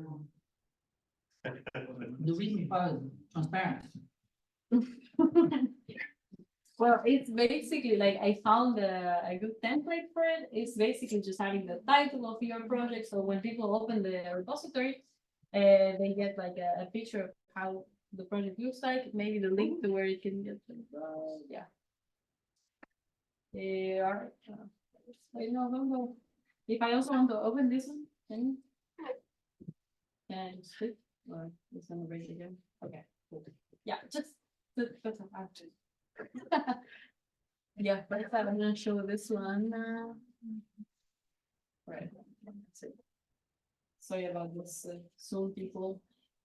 Yeah, so this is the template I found, and then it's like, okay, about the project, and then you have a picture of how it looks like. And then, yeah, maybe a short explanation, and then you can add the technologies that you use to build it, the frameworks. And then you can also tell people how to use it, right? How to, like, if they get it in their computers, like, how can they start it?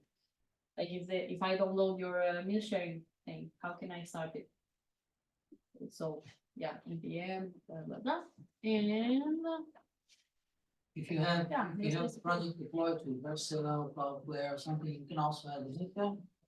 Oh, yeah. To, you know, so people can actually click on the link and see the project running. Exactly, and I think he did that here. Again, my example for the day. So he did the weather forecast. And yeah, the demo is here. So if I click it, hopefully it won't break, it will open. Yes. Nice. Oh, Yeah, so you can go and play around with this solution. So that's amazing.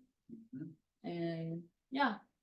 Well, Also add topics to the projects, because sometimes you don't, like, the recruiter never opens the GitHub record itself, because we just check the topics. Yeah. It's like you can add hashtags under the title of the repository. So it's like what it includes, for example, React.js or like nodes, doesn't. Okay. yeah. Yeah. So that was it for the GitHub. Thank you for staying a bit longer. Sorry about that. And yeah, that was it. Anything else? Oh yes, we have also Ricardo talk for today, but we're leaving that for next time. Yeah. Yeah, sorry for how quickly time passes and how we go through it, but And we're gonna share the slides. we're gonna share the slides. The Thanks for all tasks the that good you have to questions. do, and then if you Yeah. have questions, you can write to us.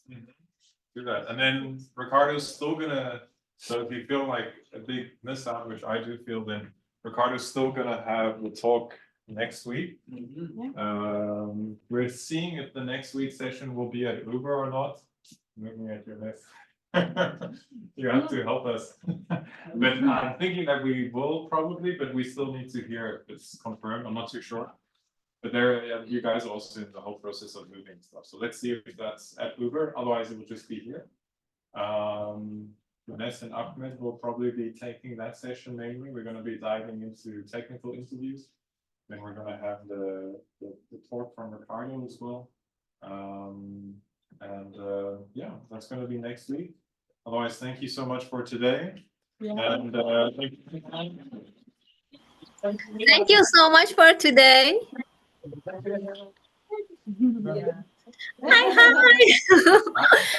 Hi, hi. Cool. And then enjoy the rest of the Mother's Day as well. To all the mothers, there's a mother back there.